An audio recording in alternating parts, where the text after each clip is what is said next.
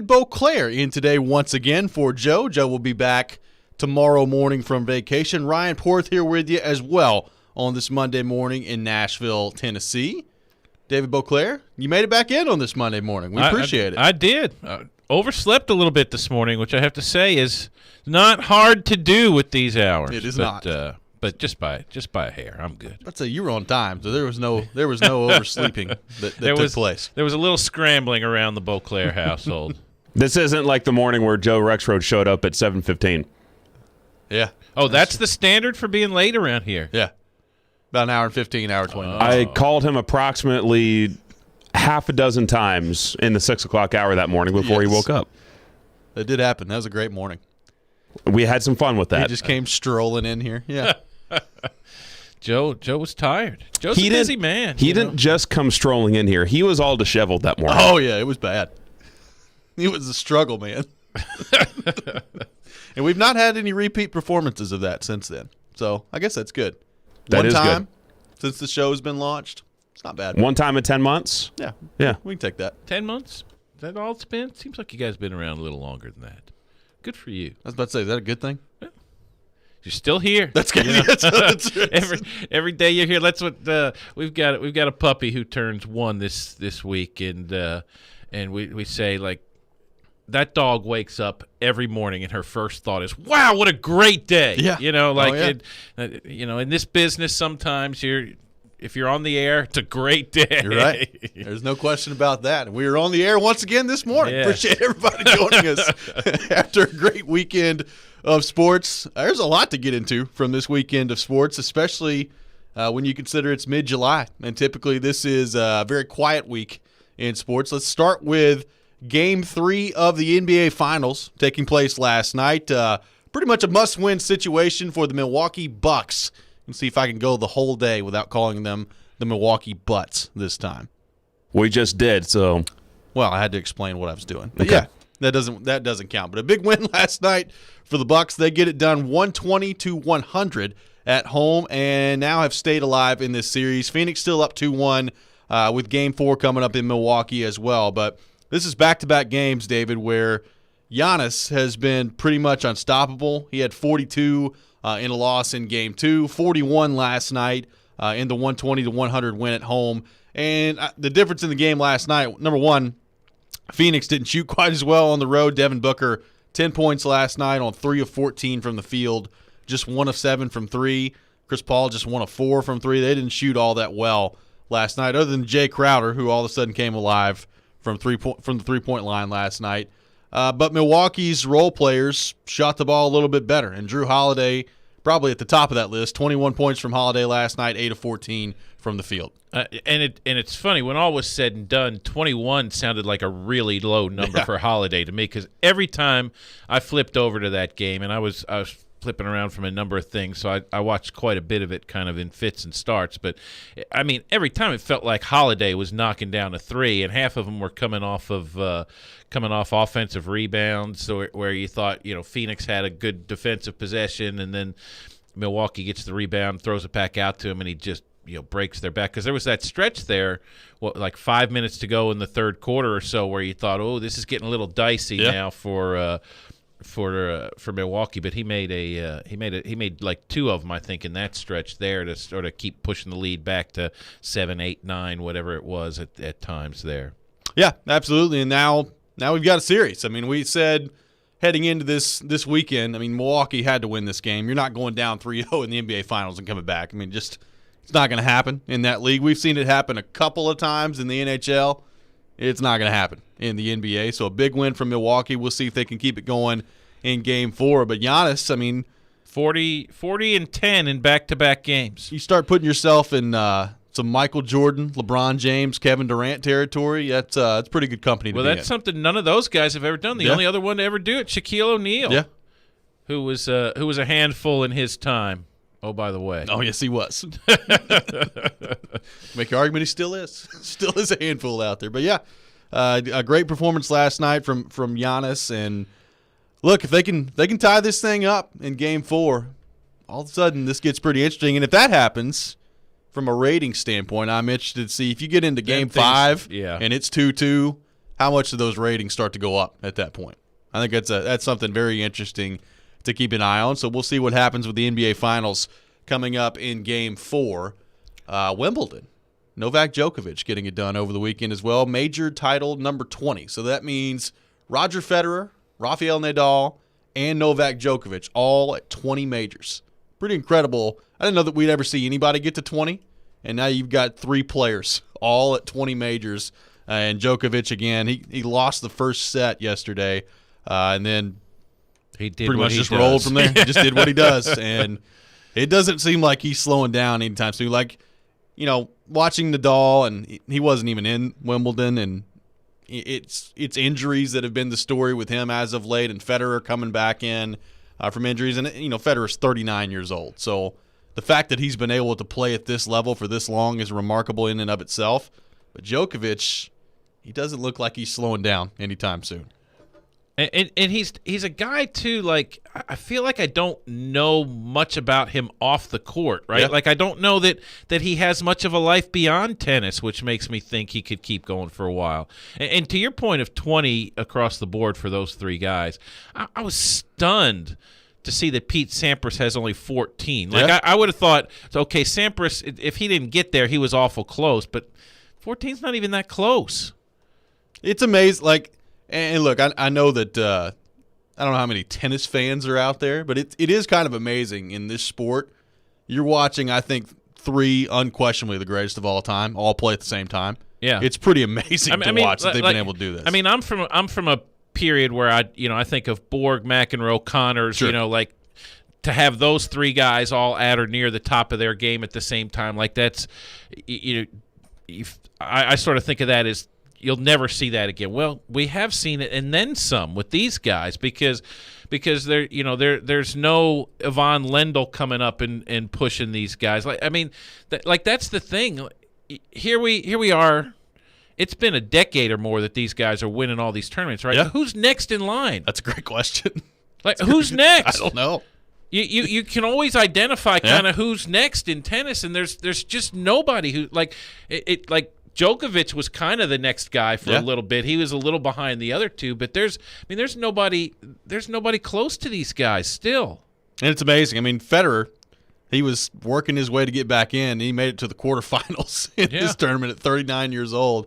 It's just incredible to watch. So now Novak Djokovic, I mean, he won the French Open, just won the Wimbledon as well, and we'll see if he can keep it going later this year. Maybe 21 right on the horizon coming up. For Djokovic as well. And then, of course, the big story yesterday, the Euros taking place.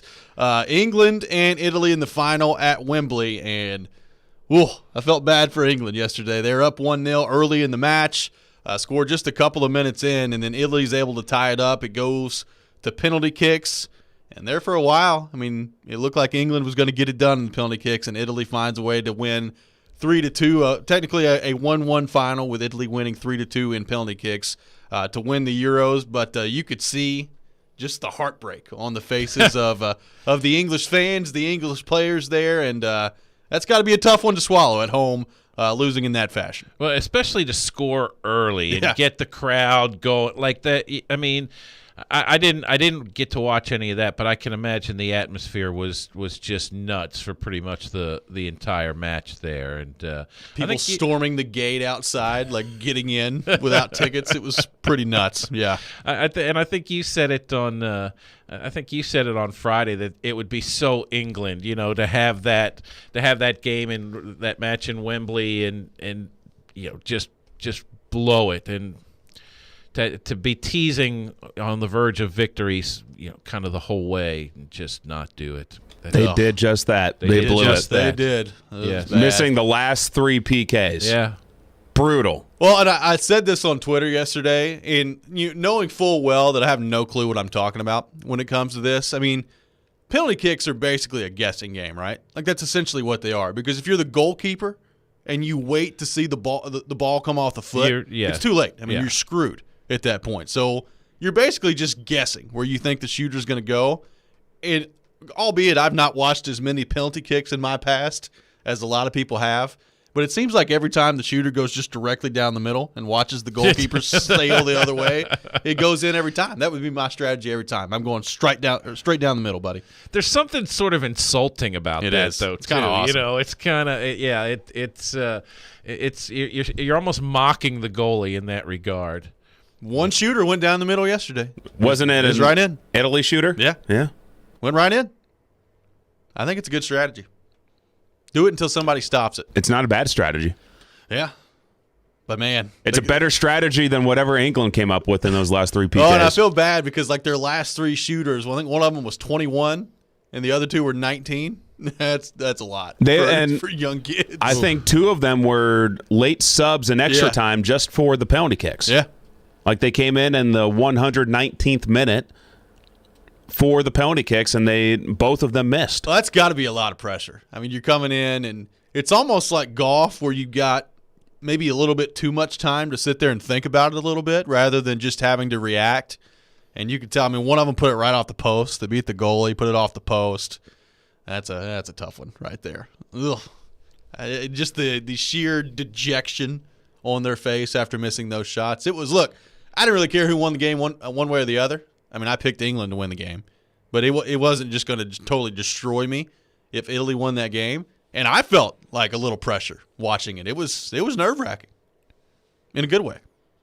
It's a big deal over there. Oh yeah. You know, I mean, I'm sure TV ratings were pretty good here. It's a big deal, but it's a really big deal over there. Life Those shuts guys, down. Like that. Honest to God, like that could ruin a young guy's career. Like they. I mean, you're talking sports psychologists now. I mean, you're gonna have to work to get over that sort of thing. Well, I remember, do you remember when Craig Smith, he roofed that empty net shot? He was having a great rookie year for the Predators. And he sent that thing onto Broadway trying to score on an empty net there over the net. Against Toronto, I believe. Against Toronto. Yeah. And, I mean, he wasn't the same after that year, whole year. And it's funny, like, weeks later, I remember I went to him and I was talking to him about something and then sort of tried to, bring that up and sort of laugh about it with you because you figure enough time had – and, I mean, he was tore up about that. Yeah. He was still, like, weeks later, just he couldn't even laugh about it. That was that was hardly the same thing as this.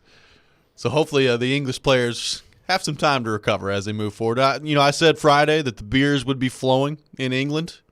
They probably were last night. Just probably not in the way that you wanted. Beers and tears. Beers and tears all flowing together. You left out one thing in your weekend recap that cannot be overlooked. Okay. Mike Vrabel. Yes. Tying Charles Barkley. Yes. At the American Century Championship. Yes. Talk about something that's going to cause some grief in your life. You think he's going to get any heat for that when he gets back in the building out there at Metro Center? I will say, Chuck's fixed his swing a little bit. That Barkley swing, it's still not great, but it's not what it used to be. He's had some lessons. There was literally zero room for it to get worse. Well, that's true. That's right. There is that. It could only go up from where it was.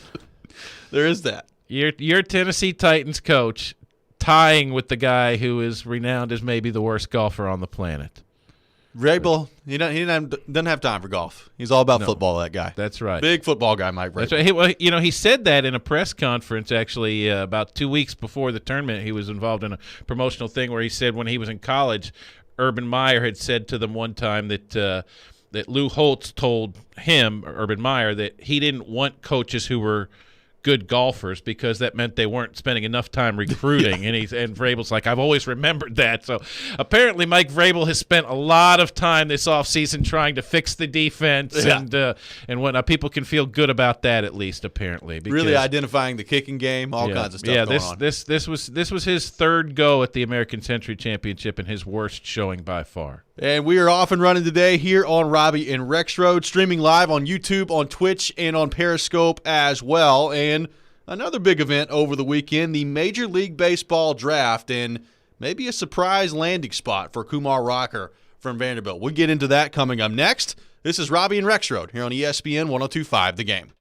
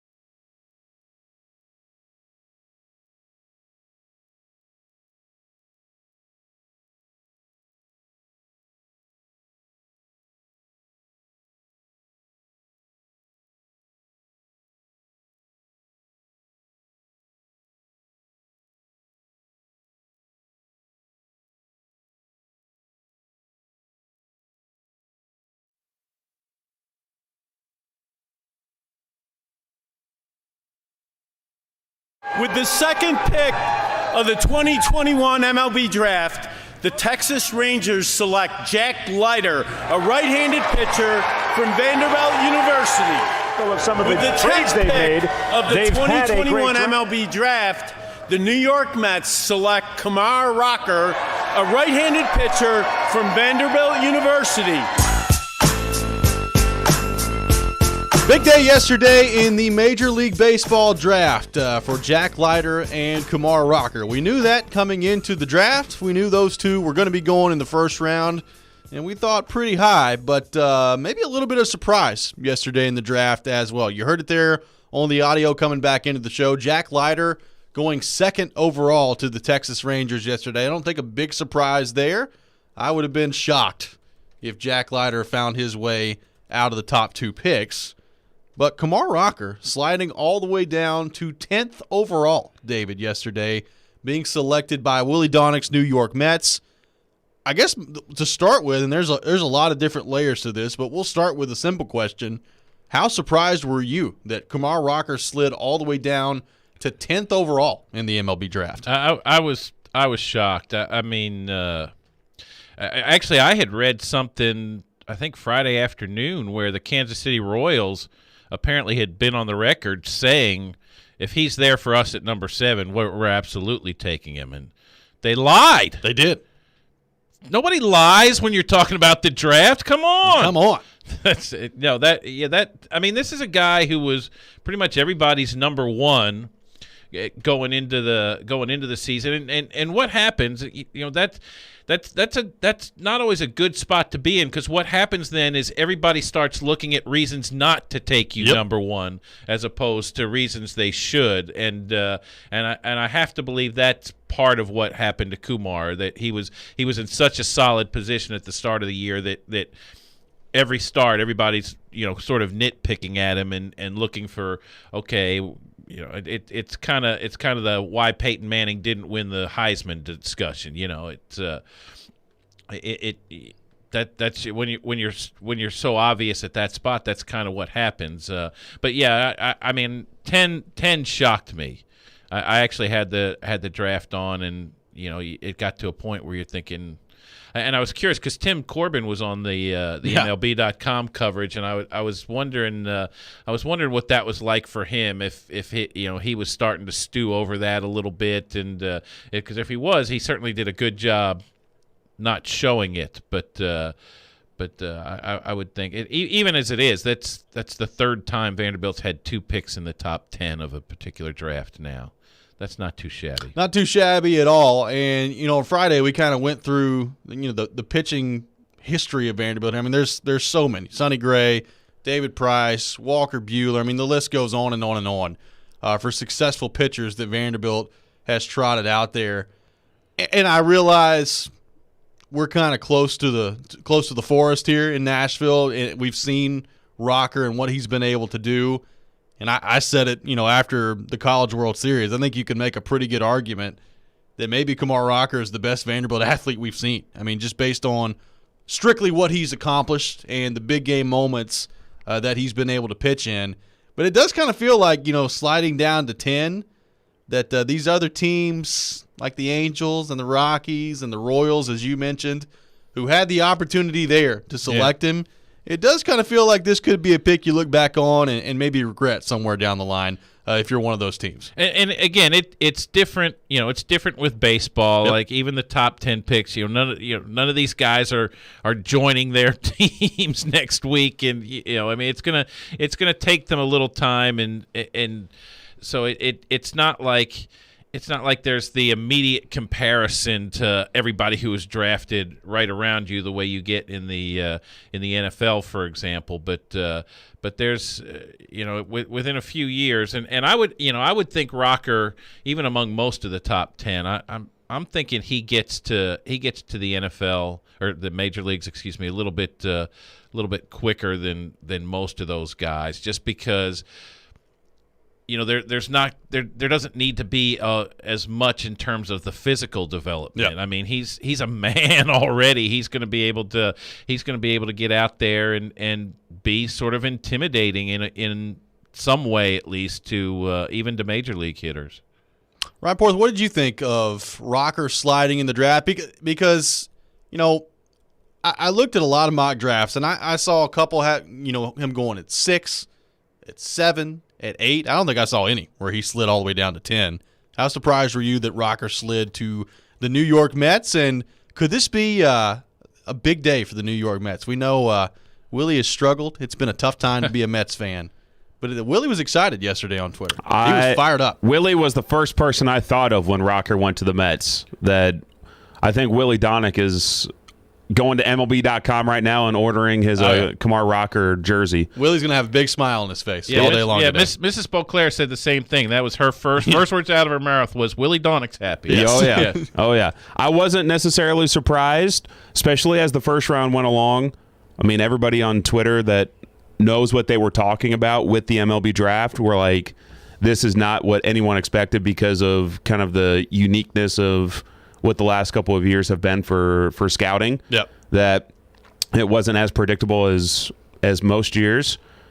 I will say when the Rockies were on the clock at number 8, I was saying, don't pick Rocker. You don't want to play that part. We do not want to see Rocker go to the Rockies because that's where pitchers go to die. Yeah. So I'm happy. I'm happy for Rocker ends up with the Mets, even though it was later than expected, because I have a lot more confidence that he'll pan out with the Mets than I would have if he went to the Royals, Rockies, or Angels. There are a lot of Vanderbilt/Atlanta Braves fans around here, kind of that combo fanhood, and they were put in a tough spot yesterday. That's true. The Vandy Braves fan put in a tough spot. Well, the last time the Braves took a pitcher in the first round for Vanderbilt, it didn't really go well for them. So that is true.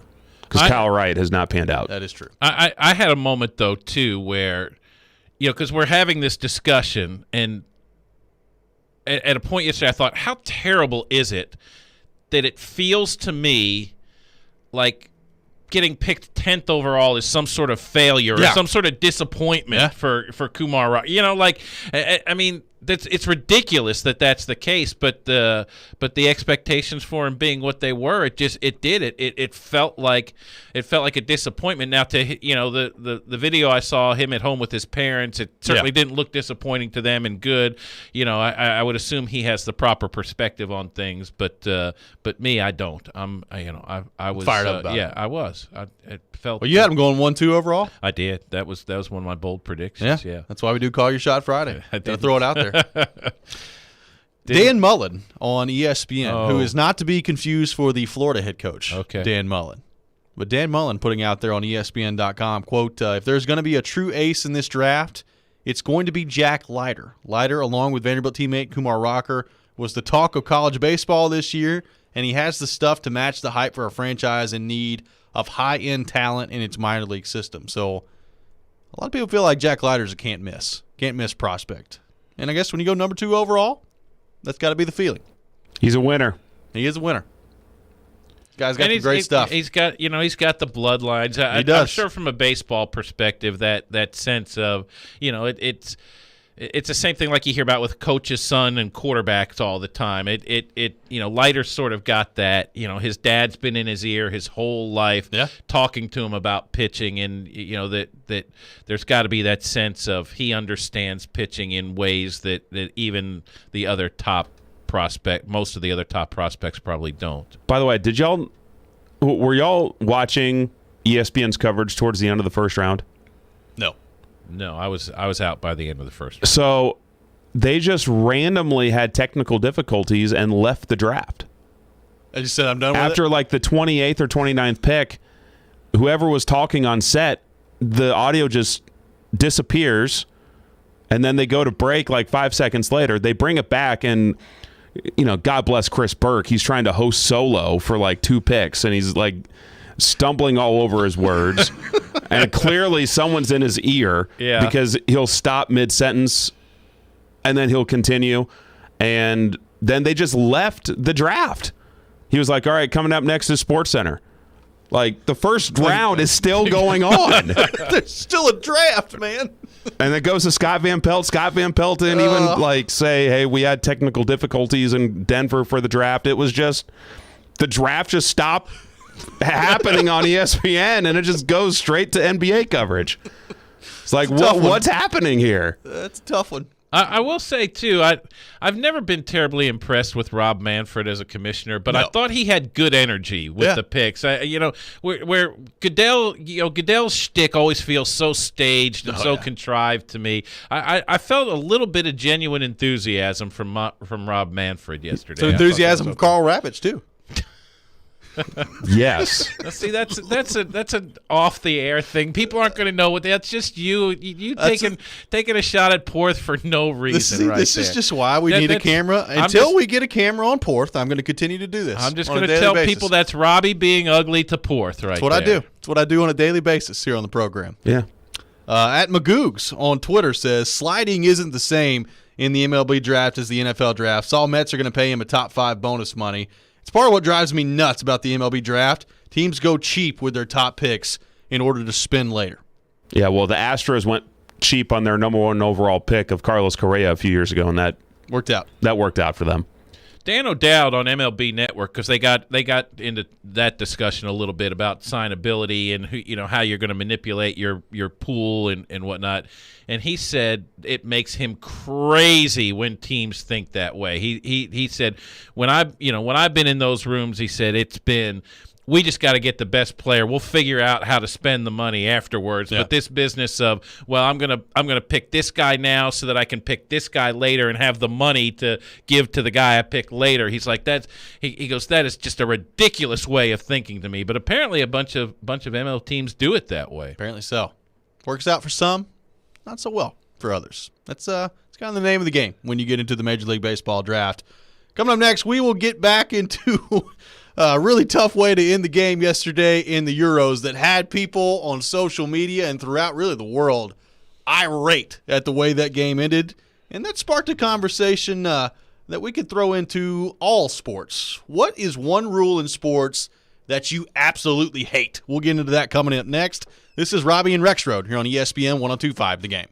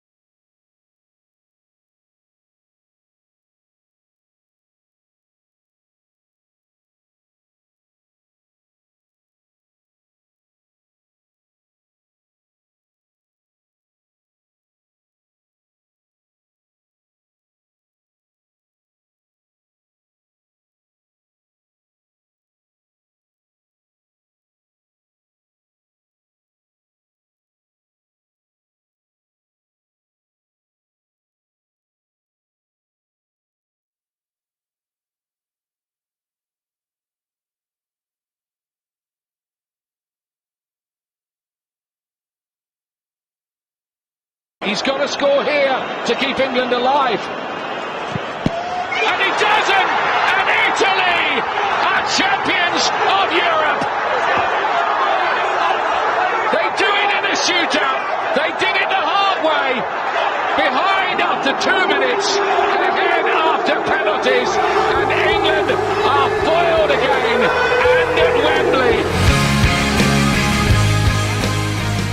A tough day yesterday for England. They fall in penalty kicks to Italy in the Euros. Italy gets it done. They come from behind in the game and win the penalty kick portion of the contest 3-2 to capture the championship for the Euros and send the English home in heartbreaking fashion. And David, there had a lot of people online yesterday that I saw reactions from, both here in America and throughout the world as well, particularly some English fans a little upset yesterday as well, that a championship of that magnitude was decided in basically a skills competition where it comes down to penalty kicks, and it's even after the play on the field and goes into extra time, and you get to penalty kicks. Now, I didn't have a huge problem with it. I kind of enjoy penalty kicks in soccer because I think there's some drama that gets added to it, but a lot of people really upset that that's not a true way to determine who the actual better soccer team is when it comes down to it. Number one, let's start there.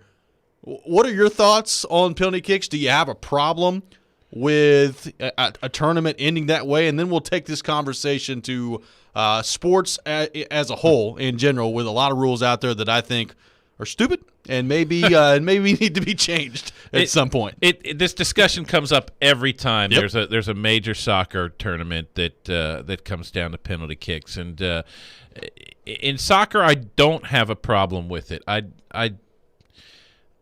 I don't see a better option. To me, a soccer match going on for 4 hours is not, which is ultimately what's going to happen, because the nature of that game is you can play defense all day, and it's not like hockey where things are moving so quickly that something's going to break down. There's going to be opportunities coming along. I have no idea what would be a better way to decide winners in matches. When the only thing I would say is go to shots on goal or something as a tiebreaker, which would encourage a whole different style of play and create sort of more excitement along the way. And if you're a team that's down 8-4 in shots on goal, and there's 10 minutes left in overtime, you better get desperate. You're gonna start and the chances of you scoring because you're going crazy trying to get shots on the net, or you giving up a goal because you're trying so hard to get shots on the net, that's the only thing I can think of, and I don't even think that's a particularly good solution. It was interesting because a lot of people, and look, this discussion comes up with the NHL as well when it comes to shootouts deciding the game. Now, I made it clear last week, I have no time for ties in soccer. Cannot do draws. Draws. Yeah, whatever. Draws, ties, they're the same thing, Porth. Thank you, though.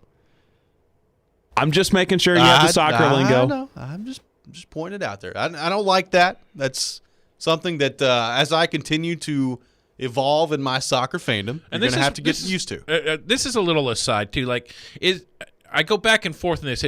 Is that insulting to use when you're talking about a different sport that's not like a sport you follow closely? Is it insulting to try and use the language because it's not authentic to you? You don't really know how to use it. You're sort of guessing, or is that the right thing to do to try and use the right lingo? I don't know. I tend to try to use the right lingo. See, I tend to go the other way. Yeah. I try to stay in my lane a little bit. 50% of the battle is knowing what you're talking about, right? Or at least appearing like knowing what you're talking That's about. right. Yeah. You don't call it the pitch, David? I do not. It's call just it the soccer pitch. field? Yes. Okay. Yeah. That's an interesting point. It feels inauthentic coming out of my mouth when I say pitch. I would tend to agree. Okay. All right. That's interesting. I wonder what people's thoughts are on that. But people have this. Go ahead. Well, I was about to just add with these major soccer tournaments, I wish that it was a golden goal, like sudden death overtime. Now that I agree with. And not like if Italy or England had scored in extra time, the other team would have had a chance to come back and tie the game or draw the game or whatever and send it to penalty kicks. I don't like that. I don't Just either. Sudden death. First scorer wins, and then if nobody scores, then go to penalty kicks. See, I'm okay with that. I think the NFL would be really fascinating, for example, if you played overtime and you had a chance to respond regardless. Well, that was going to be one of my rules that I can't stand, and that is NFL overtime. And I know they've made some adjustments to it. But to me, like, I look at college football and the way they've handled overtime, I don't think there's anything wrong with that in the NFL. Like, I would love to see the college football overtime go to the NFL. With the NFL, I'd just assume they don't even play overtime because they're my sense with the NFL they're just like the going to 10 minutes thing is awful. I hate that. That doesn't feel right, first of all. And the whole, well, if you can score a touchdown on the first possession, then the other team, it's like they're just doing whatever they can come up with to just try and get through it right now. And if that's their attitude, then let's just have ties. Forget it. I'm with you. I'd prefer to see the college football version. And there doesn't really seem to be a willingness to do that from the NFL, which I don't understand. I mean, I understand it's not as bad in overtime as it used to be, just strictly from a rule standpoint of used to be you won the toss, you could waltz down there and kick a field goal and the game's over. And you can't do that anymore. And I realize that there have been some improvements there, but I would still like to see, like, if you win the coin toss and you just waltz down the field and score a touchdown, that's it. Just put them at the 25 and let's go. And then the third overtime, you can start kicking field goals. Put them at the 40. That's 40. So you'd like to – okay. I can live with that. You have to get a first down for the field goal to be essentially automatic. I could live with that. I could live with that too. I think we may have just fixed NFL overtime. Yeah. Fixed all the world's problems right there. But people have this same discussion too when it comes to penalty kicks or shootouts in hockey. And people when the shootout was first instituted, people loved it. They're like, okay, no more ties in hockey, which that's still the way I operate. So I'm cool with it. But now that shootouts have been around since 05, 06, people get really upset when shootouts decide games. And look, we've seen it before in the NHL. There have been some shootouts on the last day of the season that have decided teams getting in the playoffs or not. And that's when you start to get into a little bit of hairy territory there. But I just don't know what the other option would be in the NHL. Like, I've seen somebody, a lot of people say, well, just take the overtime instead of going with a shootout. You play 10 minutes worth of 3-on-3 overtime, which sounds great, but you play 82 games already. Well, and you're just playing extra 10 minutes every night? And the 3-on-3 thing has sort of run its course. Initially it's going to be so wide open, it's going to be so exciting, which it was at first. But now it's turned into you just want to hang on to the puck. Yep. You want to get a couple line changes until you wear down the other team's players who are stuck out on the ice, and then you try and score, and then you have to go play defense for a little bit. I think the 3-on-3 thing has run its course. I say in the NHL, just play a 5-minute 5-on-5 overtime, but you go to 3 points for a win and 1 point for a tie. I think you've got to up the incentive. So you're not opposed to ties? I'm not opposed to ties. Okay. No. Are you opposed to ties, Sport? Yes. I am too. Every single game winner or known loser to mankind, whether it's in your backyard or on a sheet of ice or a pitch or a field, should have a winner and a loser. That's right. You tell them, Fourth. No ties. No ties here in America. The only ties that should exist are the ones that you wear. Wow. I knew there'd be some sort of dad joke coming very soon. Fourth made it 41 minutes. The one thing about the NHL too and the shootout is the shootout. Like, I'll say this: I'd have to go back and look to be certain, but I've sort of paid attention to this, and it feels that this is very much the case to me. Is that being a good shootout team doesn't mean you're a good team, right?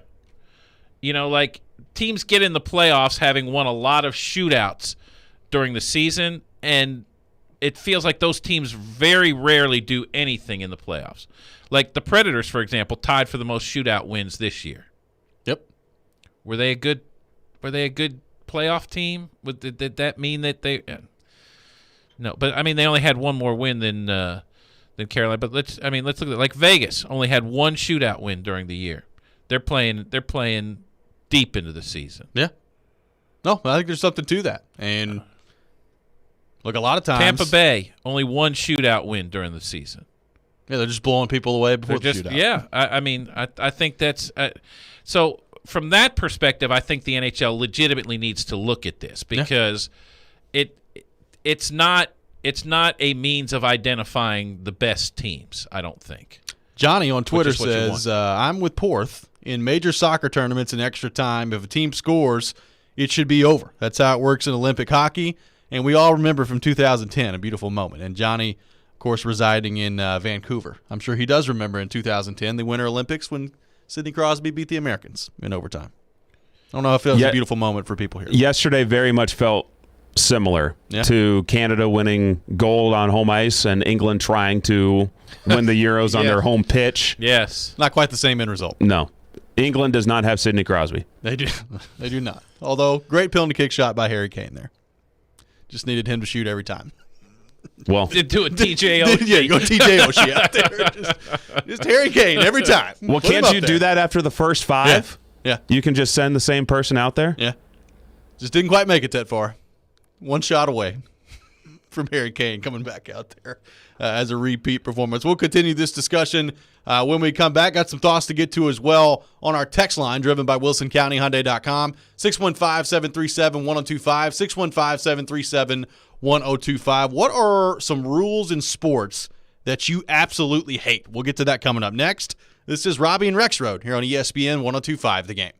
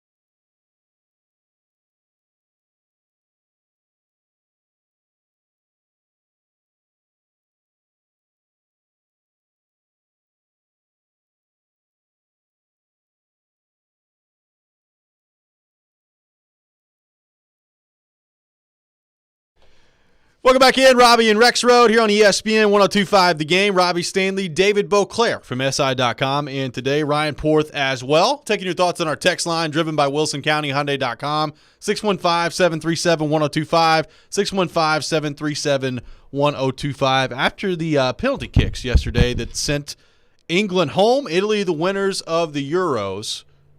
What is a rule in sports that you absolutely hate?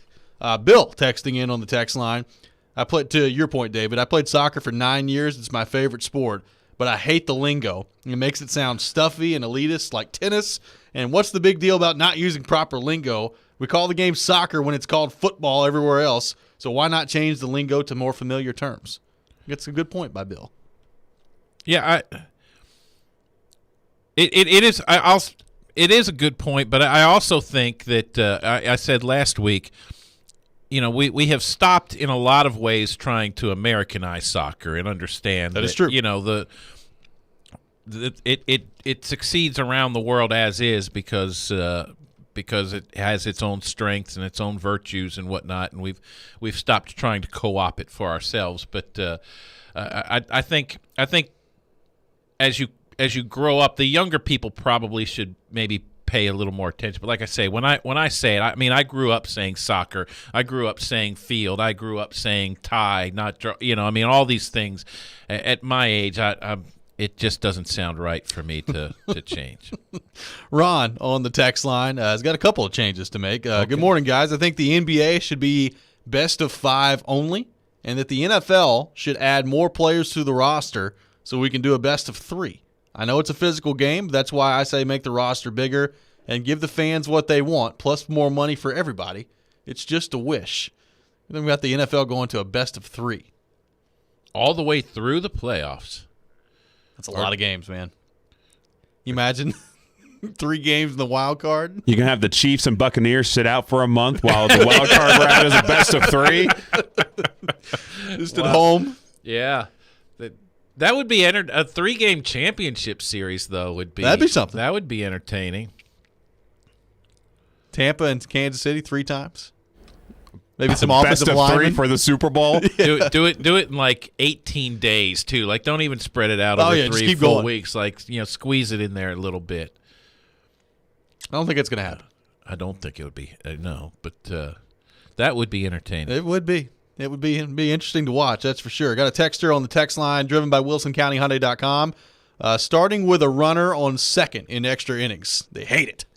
Porth, you're a baseball purist. What do you think about in extra innings a runner with the rule changes that have been made starting on second base to avoid the 19-inning marathons that sometimes we see in Major League Baseball? I think I'm fine with it. Okay. Yeah. You just don't want to see the position players on the mound in the 17th inning deciding a game? There's still position players on the mound when teams are getting smoked. Well, that's one thing. And more teams are starting to do that to preserve their bullpen. Yeah. I'm fine with it. I mean, it's even for both sides. Both teams get a runner at second. It's not like one team is favored, gets special treatment. So I'm cool with that. I'm also very much cool with these 7-inning doubleheaders. Oh, I'm cool with that too. I mean, no one wants to spend 7 hours at the ballpark. Very few people want to spend 7 hours at the ballpark. I don't like the runner on second thing. No, I've played a lot of slow pitch softball in my youth, and that's a thing that that is sort of come out of I don't feel like the game I played should be influencing the game that the best athletes in the world are playing. That doesn't feel right to me. That's a good point. Alan in Nashville on the text line, driven by WilsonCountyHyundai.com. College football overtime rules much better than NFL overtime rules. Get your act together, the NFL. I think that's a popular one out there. A lot of people up early this morning and texting. I like it. I appreciate that. Brian on the text line. I hate part of the college football targeting rule that if you target a player in the second half, you have to sit out the next game's first half.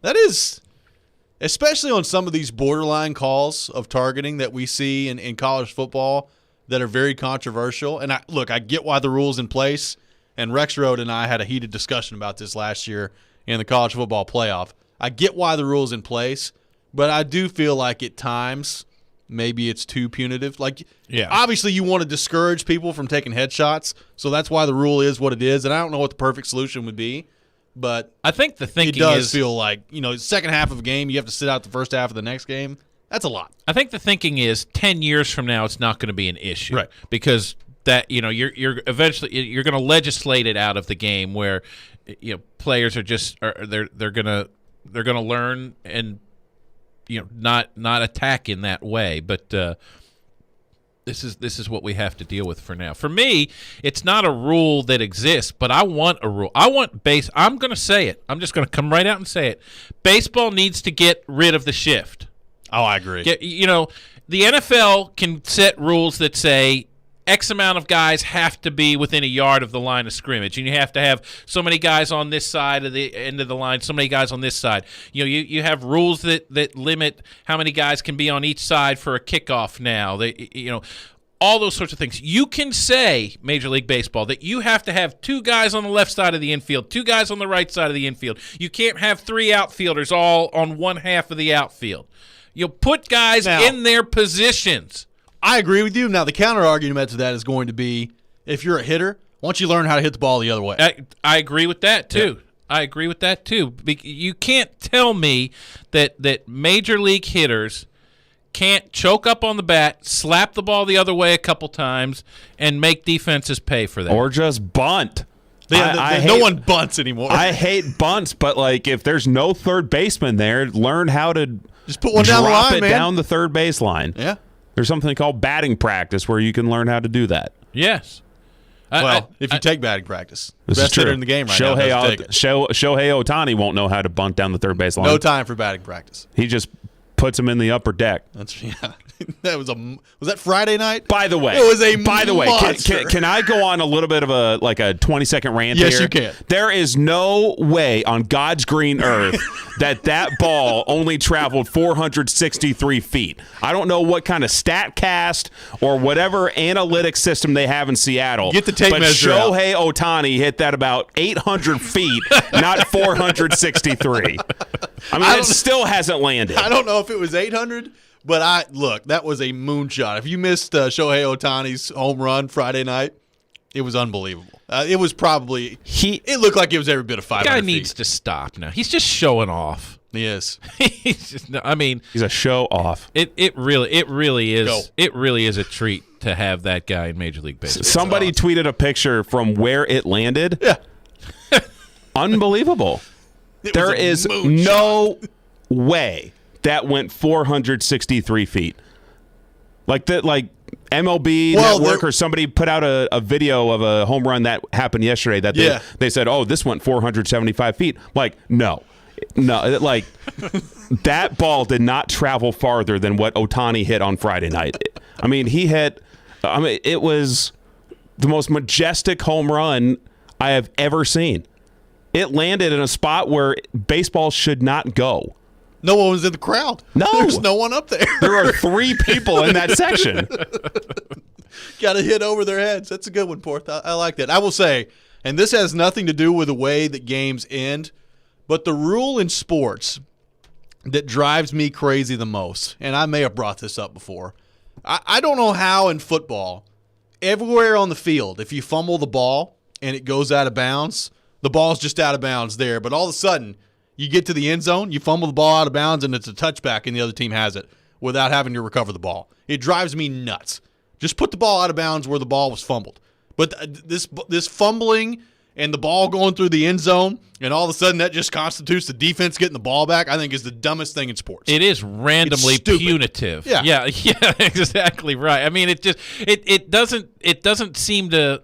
The spirit of that rule doesn't seem to fit with any other rule in the game in terms of ball possession and whatnot. You're right. And you're trying to get more offense, and all of a sudden, if you fumble the ball at the 3 and nobody recovers it and goes through the end zone, just give the ball to the other team.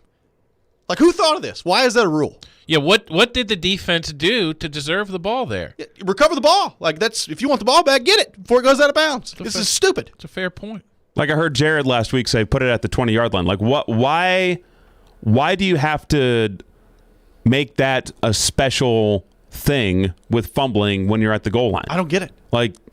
Just treat it like it's anywhere else on the field where it goes back to the spot where you fumbled it. Yeah. Let's go back to the text line driven by WilsonCountyHyundai.com. Got a texter that says, I saw the other day someone talking about instead of the Pro Bowl, we should have a competition between the worst 2 teams in the NFL and the winner gets the number 1 draft pick. I would watch that ahead of the Pro Bowl, for sure. If you threw the Jags out there, and who had the number 2 pick? I don't even remember. It was the Jets. You had the Jags and Jets just squaring off this year, and the winner got the number 1 overall pick. I'd watch that. That would be interesting. Better than the Pro Bowl. I've always said, though, now, the Pro Bowl, it was never great. It's gotten worse over the years. But I don't like the Pro Bowl having moved to the week before the Super Bowl now. I've always felt that the Pro Bowl was at least a nice bit of decompression for football fans. You know, because you've got football season. Football season's great. You've got the 2-week build up to the Super Bowl. You've got the Super Bowl. It's this massive day, and then all of a sudden now no football. Just like that, nothing. It's gone. I mean, at least with the Pro Bowl, you had a week then to think about, okay, the stars who did this, that, the other thing. You know, Derrick Henry had a 2,000-yard season. You watch a little bit of fake football on Sunday, and then you sort of ease into your off season. You're not just falling off the cliff. I thought there was some value in that for a time. I think that's a good point. Jimmy on the text line saying a basketball should have a no foul out rule. If Fred Miller false starts 4 times, he's not kicked out of the game. This is coming from Jim in Hendersonville. No foul out rule. Shout out to Fred Miller. He did false start a lot. He did. Javon Curse was in his head one day. He was in 1999. Oh yeah. A lot of false starts. Was he with the Rams then? He was with the Rams. Oh, yeah. That was the big game. That was his first NFL game I ever went to. That was Steve McNair's return from the back surgery. That's right. As a matter of fact. Brandon from Spring Hill texting in, I can't stand to see NHL referees call diving as well as tripping on the same play. It's one or the other. Bettman needs to do something about this. It's just plain dumb. Most of the time, it's one or the other. There are instances. There are times, but it gets called way too often both ways. Where it's sort of like, well, I have to call something here, but I'm gonna, I don't really want to, so I'm gonna. I don't care for that. And a lot of times that goes back to NHL officials, quote, managing the game, not wanting to give a certain team an extra power play, that they may not have rightfully earned or whatever. What do you guys think of the delay of game penalty in hockey? Shooting the puck in the stands or clearing it in the stands. I'm good with that. I'm cool with it because I think back in the day the puck was going over the glass too much, and that was just a way for if you're under pressure in the D zone, you just shoot it and see what happens. So I'm cool with it. The parts where it sucks is when you know that somebody's not trying to clear it and it sails on him. If there was a way that I could trust NHL officials to have discretion when calling it, I would do it. But I can already envision the disaster scenario that would take place if that happened. So I'm cool with it. Until something happens where I guess your team gets put out of the playoffs with delay a game penalty. Yeah. We'll continue this discussion throughout the show today, taking your thoughts on our text line, driven by WilsonCountyHyundai.com, 615-737-1025, 615-737-1025. Speaking of the NHL, David Beauclair, he wants to see the Predators enter into a rebuild. What do we think of that? Is that the ultimate path that the Predators are going to have to take in order to truly compete for the Stanley Cup? We'll get to that coming up next. This is Robby and Rexrode live from the Wholesale Link Studios, powered by RumbleOn.com, here on ESPN 102.5 The Game.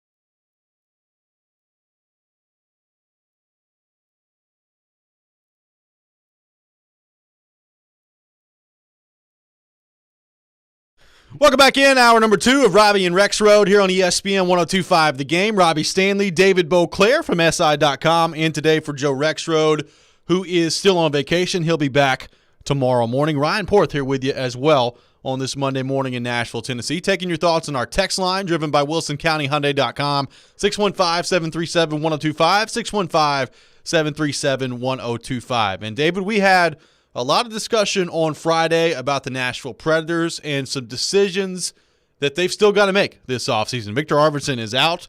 The expansion draft coming up in a little bit more than a week. And some contracts to decide as well. Philip Forsberg, Matthias Ekholm contract extensions are going to be on the table. What does the next deal look like for UC Saros? So a lot to get done this offseason for David Poile and the Predators. But you threw out there that maybe the best route that they could go would be to start selling off some of these pieces and to enter into a, quote, rebuild mode, to reset the franchise and to try to get some younger talent, some higher draft picks, some higher level prospects coming into the system as well. And ultimately, that may be what is required in order for this team to truly get back to being a contender for the Stanley Cup. So I want to dive a little bit deeper into that. Do you see a path that the Predators have to getting back to that place if they stay the course that they're on and avoid going into the rebuild? Or ultimately, do you think that's going to have to be what the Predators do at some point, whether it's this year, whether it's a couple years down the road? Why do you think now is the time for the Predators to enter into a rebuild? Well, I think it's past time, actually. I think this unit has shown that it can't win the cup, and ever since 2017 it's only basically gotten farther away. It's just not going to happen with this core of Josi, Ellis, Ekholm, Johansson, Forsberg. That we've seen Arvidsson leave already. I mean, it's just not going to happen with this group. So break it up, and I mean, the reality of the NHL is that, and I think I said this Friday, you have to stink to be great. I mean, just look at the recent run of Stanley Cup champions. You've got Tampa Bay with Steven Stamkos, who was the number 1 overall pick in the draft. You've got Washington with Alex Ovechkin. You've got Pittsburgh with Sidney Crosby. You've got Chicago with Jonathan Taves, who was the 3rd overall pick in his year. And Kane was 1, yeah. St. Louis, Alex Pietrangelo at number 4. St. Louis is close to the exception. LA Kings 1-2 with a guy like Drew Doughty, who was the number 2 overall pick. I mean, the reality is you got to have those guys, apparently, and the Predators, to David Poile's credit, have never stunk bad enough to win, and that's just kind of the way it has to go. And if so, at this point, I think if you're the Predators, you start unloading these guys. You play your Tomasinos, bring him up. If he's not quite ready, so what? Let him play his way into it. Give Eeli Tolvanen the sort of the number 1 line spot and say, you're going to be here. Deal with it, and you go on. You take your lumps along the way if you have to. If you miss the playoffs and you get a great draft pick, great. That's kind of the way it works in this league. Well, it's interesting because I think that you're certainly not alone in the way you feel there. I've heard from a lot of Predators fans, especially closer to the trading deadline this year, but even now, even after losing in the first round, a lot of fans still feel like maybe a rebuild is the way to go. And look, if the Predators come out next year and we see more of what we saw at the first half of this past season, that conversation is not going anywhere. I mean, this is going to be a conversation that continues to happen. Now, the counter argument is sometimes you got to be careful what you wish for. Right. Because look at the Buffalo Sabres. Yes. Look at the Detroit Red Wings right now. I mean, those franchises have been in a rebuild for a long time. I mean, there is no end in sight when it comes to when their rebuild is going to take place. As a matter of fact, and look, Buffalo is an extreme example. I realize that, but they got one of those guys. They got Jack Eichel, and they've been bad enough for so long now, even with him, that looks like they're about to lose him too and get back into that cycle. But Nashville needs to get over this notion that you have to be in the playoffs.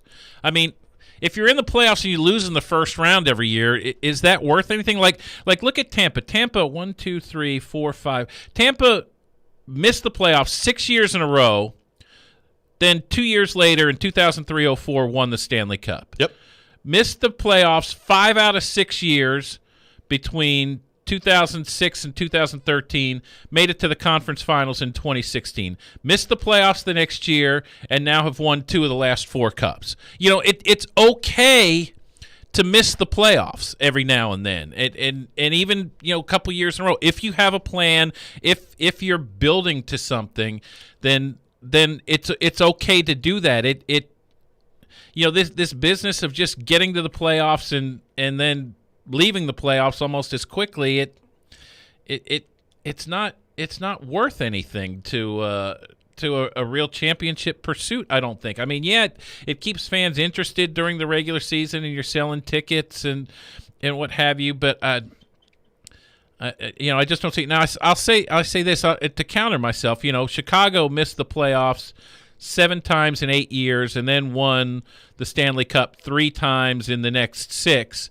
Since then, they haven't gotten out of the first round of the playoffs, which they've been to 3 times, and they've missed 3 times. So, you know, Chicago is sort of a cautionary tale in terms of what I'm talking about right now. That, but again, they've won 3 cups. But they've won 3 cups. You're willing to, you know, you're still kind of basking in the glow of that a little bit. Well, I think you brought up a really good example the other day, and that's the LA Kings. I mean, they've won 2 cups. They won in 2012. They won in 2014. Last few years, I mean, they've not even been a factor. I mean, they've been an afterthought. But if you're a Predators fan, yeah, you've been in the playoffs every year since 2014, and that's good. And you start to go back, you know, farther than that, back to when they first made the playoffs back in 03-04. The Predators are near the top of the list in terms of the teams that have made the playoffs the most since then. But what do they have to show for it? Yeah. They have 1 trip to the Stanley Cup final, which was great. It was awesome. It was, I think, one of the highlights that we've seen in the history of this city, not even just in sports in this city. So that was great. But if you're a Predators fan, would you rather have a team making the playoffs every year, or would you rather have a couple of championships to show for it, even if that means at some point down the line you're going to have to pay the price for that, and you're going to be bad for a few years? Yeah, I mean, the Kings went 6 straight years without being in the playoffs. Then they lose twice in the first round, and then win the cup twice in 3 years after that. I mean, it's sort of what you have to go through in the NHL.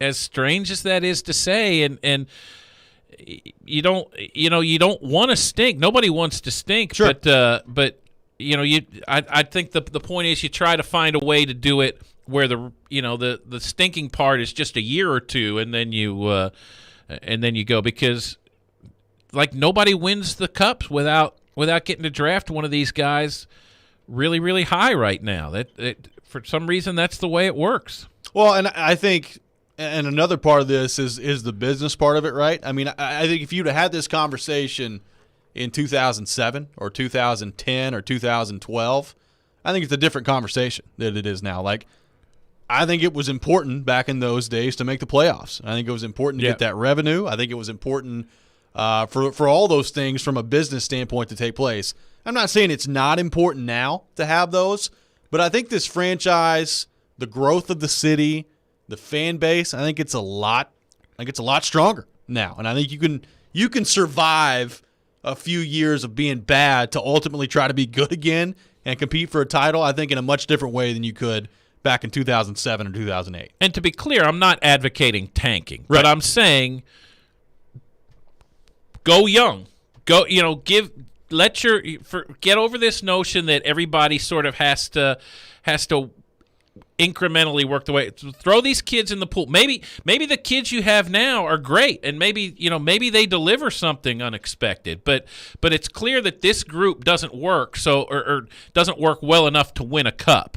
So let's not hang on to being just good anymore. I want to see this team take the risk that we're either we're gonna go full reboot, young team. We're either gonna dazzle people or we're gonna be terrible. And if we're terrible, that's okay because that puts us on a path that leads to generally that a lot of teams will follow toward a championship. If we dazzle people, well, then that's great too, because that puts us on a path that we haven't been on for a while. So that's kind of what I'm talking about here. I'm not saying that the Predators should just go out and try and win 20 games next season. That's not it. But the reality is that's also not the worst thing in the NHL. We'll continue this conversation when we come back. Got a lot of your thoughts to get to on our text line as well. Driven by WilsonCountyHyundai.com, 615-737-1025, 615-737-1025. Is a rebuild necessary for the Predators to truly become a Stanley Cup contender again? We'll get to that coming up next. This is Robby and Rexrode here on ESPN 1025 The Game.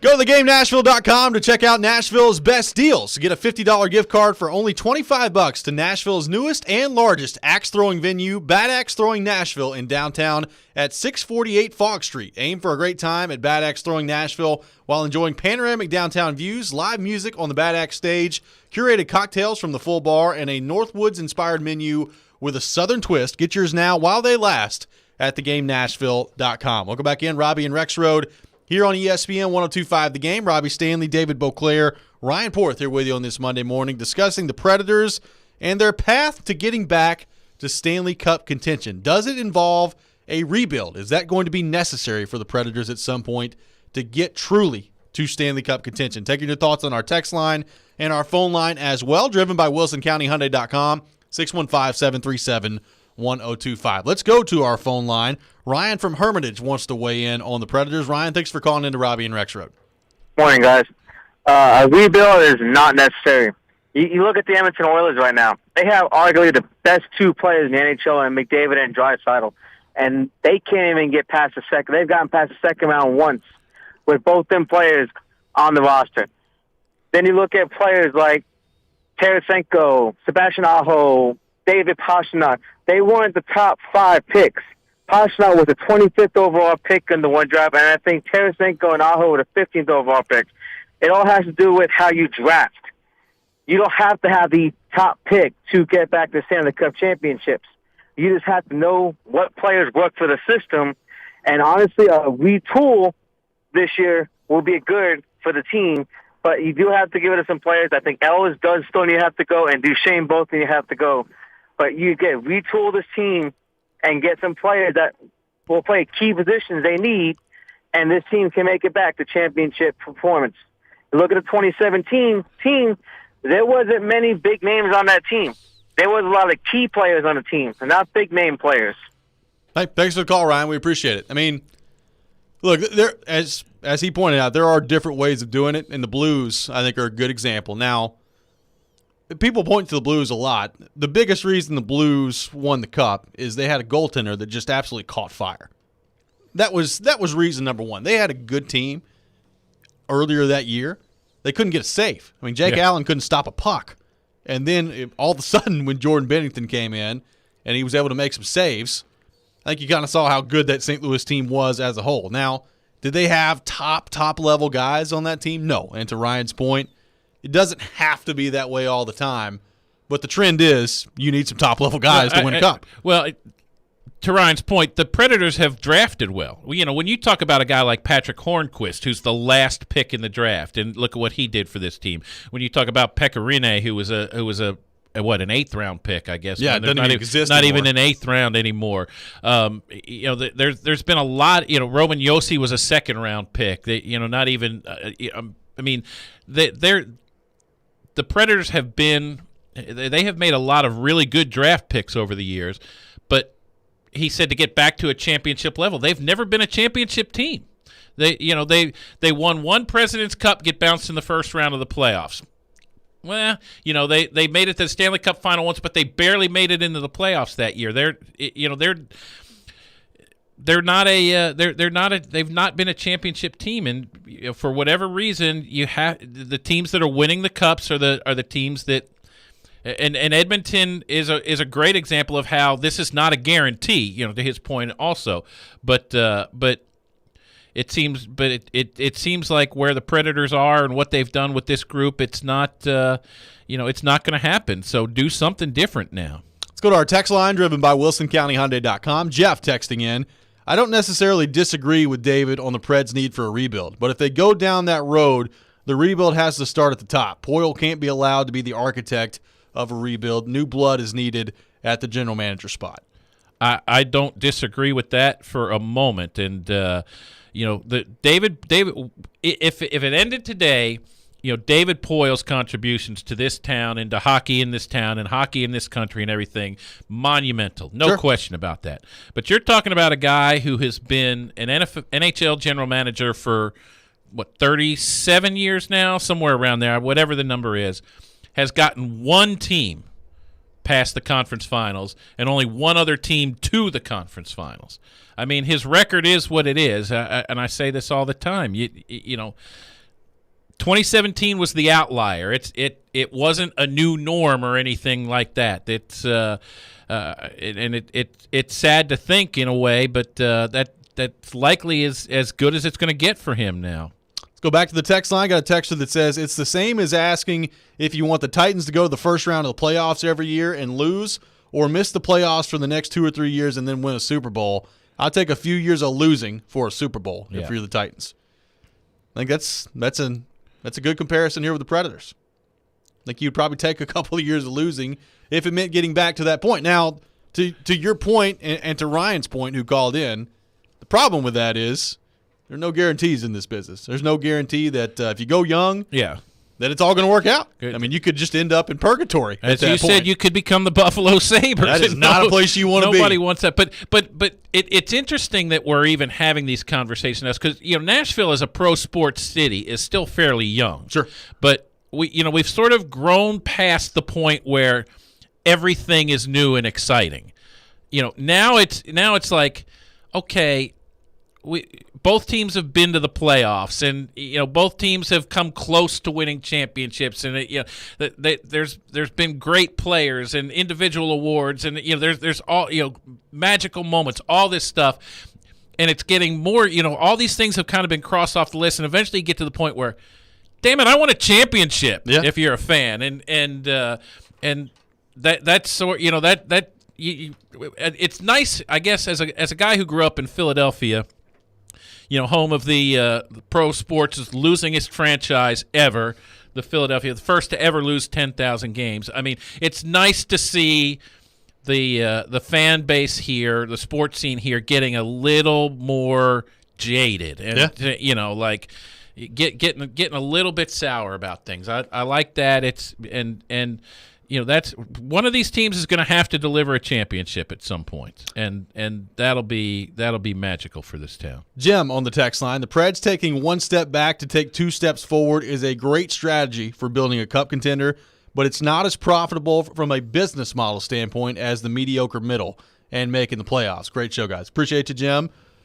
I hear what he's saying, and I agree with a lot of it. Now, what ultimately is better for your business? Is it making the playoffs every year and knowing that you're gonna make some money that way, the interest is going to be there, fan base is going to be invested, or is it better to maybe go through a period where it's rough, things are not going well, and ultimately, if you win a title, what could your business model be at that point? What could your fan interest be like at that point? And this notion that the Predators are living and dying with every dime off ticket sales is outdated. That was the case. There was a time when this team literally couldn't afford to be bad. You had to have the constant excitement so that you had butts in the seats, and you were selling merchandise, and you were selling concessions and that sort of thing.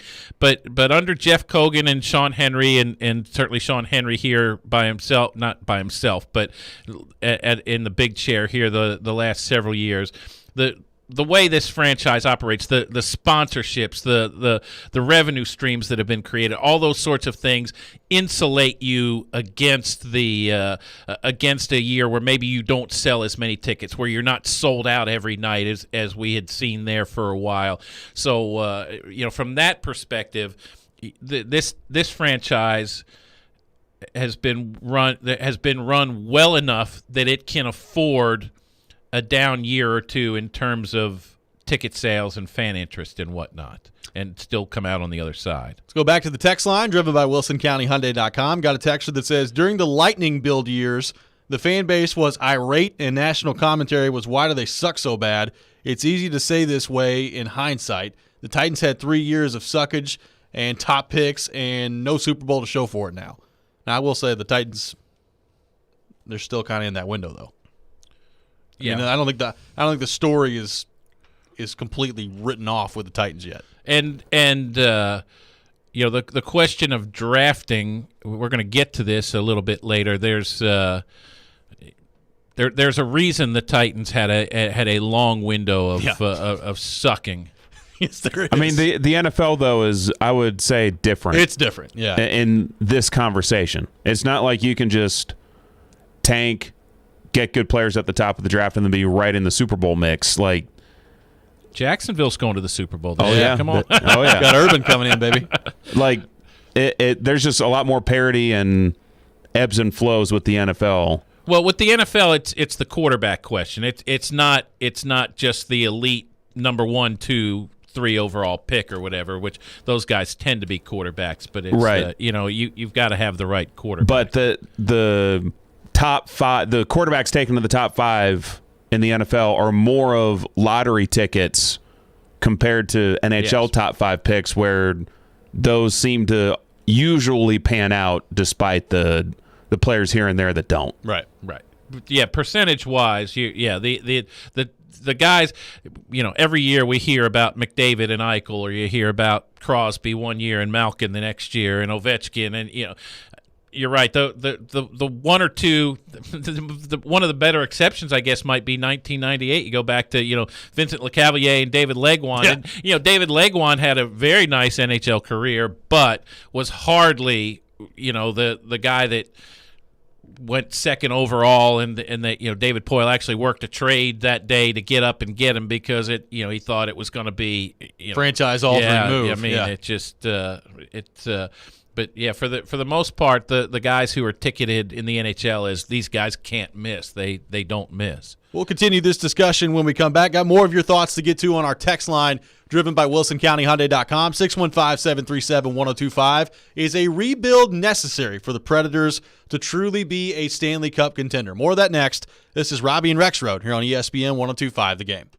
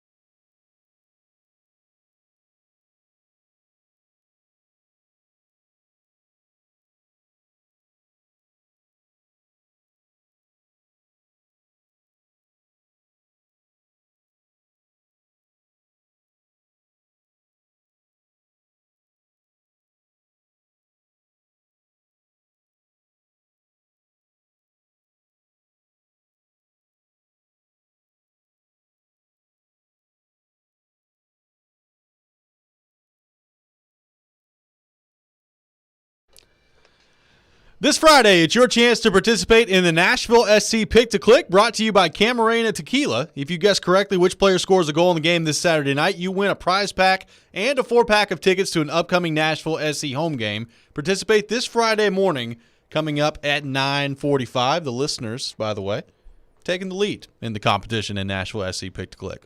So, that's right. Yep, they're up on Rexrode. They got Hani Mukhtar. You and I, Porth, are still off the board. Still some work to do on that regard. It's like we picked up right where we left off with Pred's Pick to Click. The picks aren't going so well, so we'll see if we can get that fix coming up on Friday. Speaking of Preds, right now talking Predators, taking your thoughts on our text line, driven by WilsonCountyHyundai.com. 615-737-1025. Is a rebuild necessary for the Predators ultimately to get back to Stanley Cup contention? I got a texture that says, I'm tired of this fan base and their complacency with being mediocre. The 2017 run was the worst thing to happen to this organization. There's a large hockey-ignorant contingent in this fan base that thinks that this type of run is possible every year. The postseason that we just had was the absolute max that you're going to get out of this roster. Now, I hear what he's saying there. Now, I would not say that the 2017 run was the worst thing to happen to the organization. It's pretty good. It's pretty good in the moment. It's pretty good. It's pretty fun. But it did. And it not just among the fan base, but in that front office too. It created it created the impression that this team is close.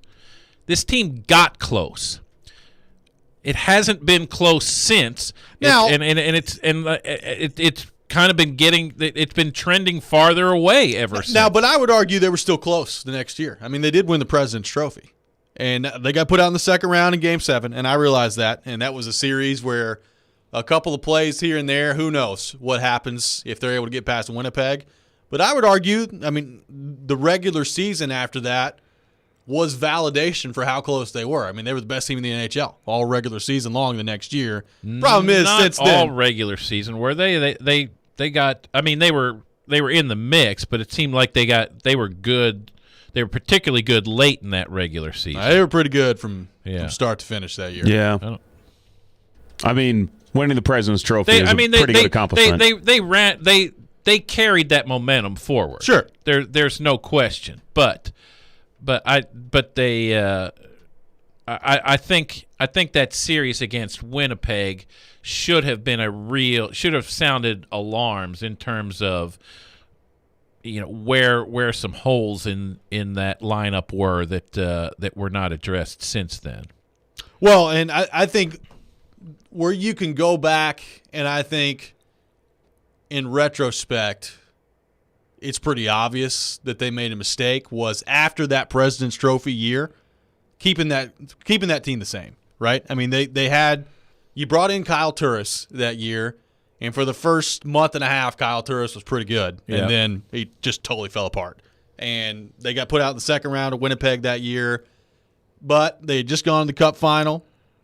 They'd won the President's Trophy, and the clamoring from the players was, hey, leave the group the same, which essentially is exactly what David Poile did. And I think it's pretty easy to see that was a mistake, that there should have been some changes made at that time. And I think you put it the best. The Stanley Cup, it's not a linear thing. It's a moving target. And if you're not winning it, you've always got to find a way. So, okay, we didn't win it this year. What are some moves that we can make that we feel better position us to get us back in a better spot next year? And they didn't do that after that year.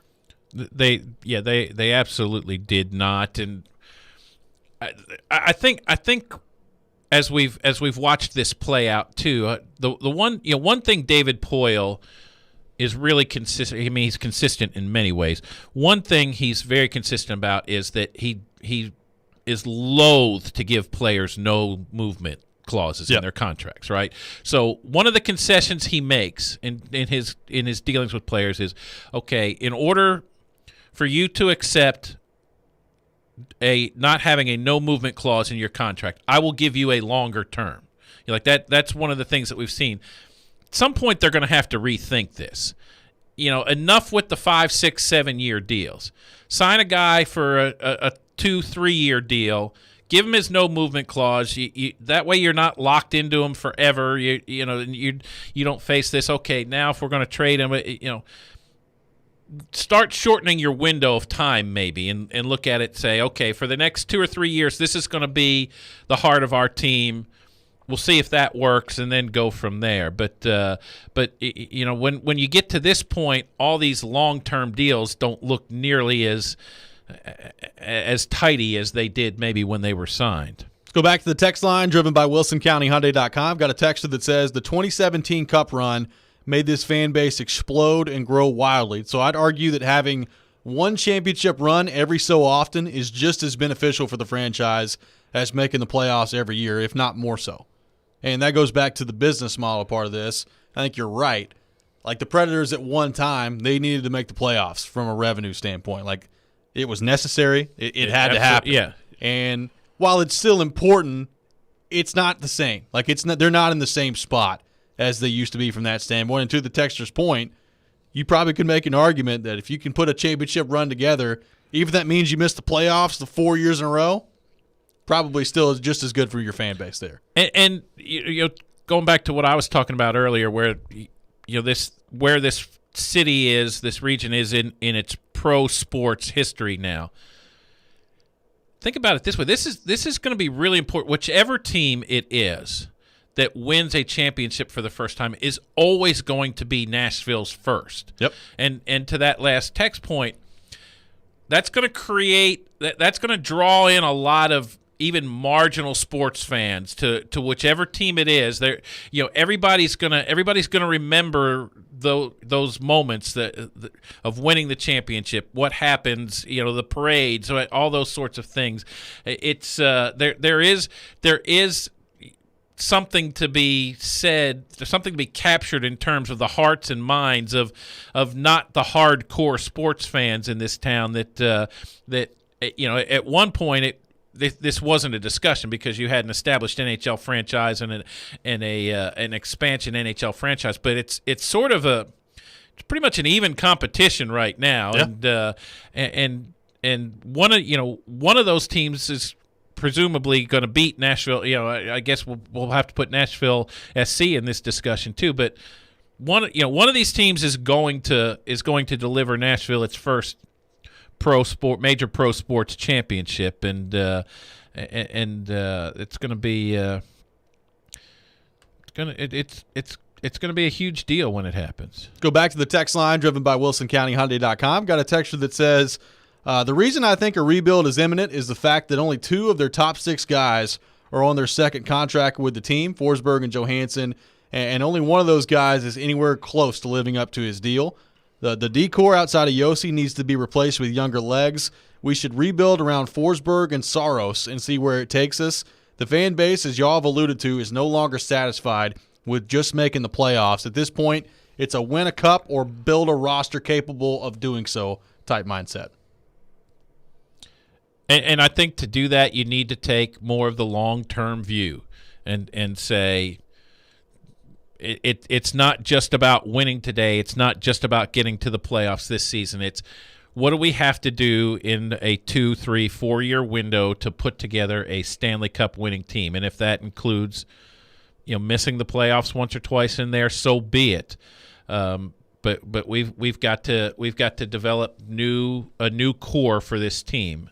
Because the one we have has shown that it's not going to win a championship. And that's a hard thing. I think that's probably a lot easier for us to say sitting here than Sure. it is for David Poyle and his staff to say sitting in their offices. What do you think about building around Forsberg and Saros as a part of this rebuild? Saros, absolutely. Forsberg's an interesting guy to me because he's so talented. But I always say that if you watch Philip Forsberg, he's sort of like a chameleon in that his game changes based on who he's playing with. Yep. Like when he played with James Neal on a line, that, what was it, 2015, 16, 17 in there. Forsberg was like they were like two of a kind. They were both like in the circle, snapping off those really quick, hard wrist shots that were confounding goalies left and right. And you're like, wow, look at this guy. And then Neil gets moved out. And he gets put on a line with Ryan Johansson, and all of a sudden, Philip Forsberg's now a fancy passer and doing all the fun, the little tricks and things, which is exactly what Ryan Johansson's good time Ryan out there on the ice at all the time, and so while Forsberg is unquestionably talented, Sure. I don't know that he has the personality that you build around because I don't think he has his own game. I think I think he shapes his game or he allows his game to be shaped by whoever he's on the ice with, kind of most times. So he's an interesting. I think if you find somebody who you pair him with that brings out whatever you think the best aspects of his game are, then I think. Yes, but I think you need to identify who that guy is and maybe say he's the guy we're building around, and Forsberg's just a huge piece of that. Let's go back to the text line. Got a texture that says, it's a dangerous game to invite a losing culture and bank on a couple of draft picks to flip the switch back to winning. It's not a 2 to 3 year fix. It would be closer to 6 years at that point. Well, that's the thing about a rebuild is you don't know how long it'll be. Yeah. Like it could be 2 years. It could be 15 years. 8 years, yeah, exactly. I mean, the Buffalo Sabres have been in rebuild mode since like 2007. So think about that. It's been a long time for them. So that's the dangerous game that you play. But as you pointed out, sometimes that's what it takes in order to get back to competing for championships. And that's the tough balance that David Poyle and this Predators front office right now, they're going to have to find a way to strike. And it doesn't appear like a rebuild is on the table. And David Poyle said as much when Victor Arvidsson was traded. He said he does not view that as a rebuild type move. We'll see what other moves are made this offseason. to determine exactly where this Predators team is. We'll take your thoughts, of course, on this topic all show long as well on our text line driven by WilsonCountyHyundai.com, 615-737-1025. We'll get back into it coming up a little bit later in the show. Next, though, moving ahead to the Titans, including some interesting information that David Beauclair has found out about. Part of the reason the Titans have been able to drag themselves out of the funk and get into the upper echelon of the NFL in terms of contention. We'll get into that coming up next. This is Robby and Rexrode here on ESPN 102.5 The Game.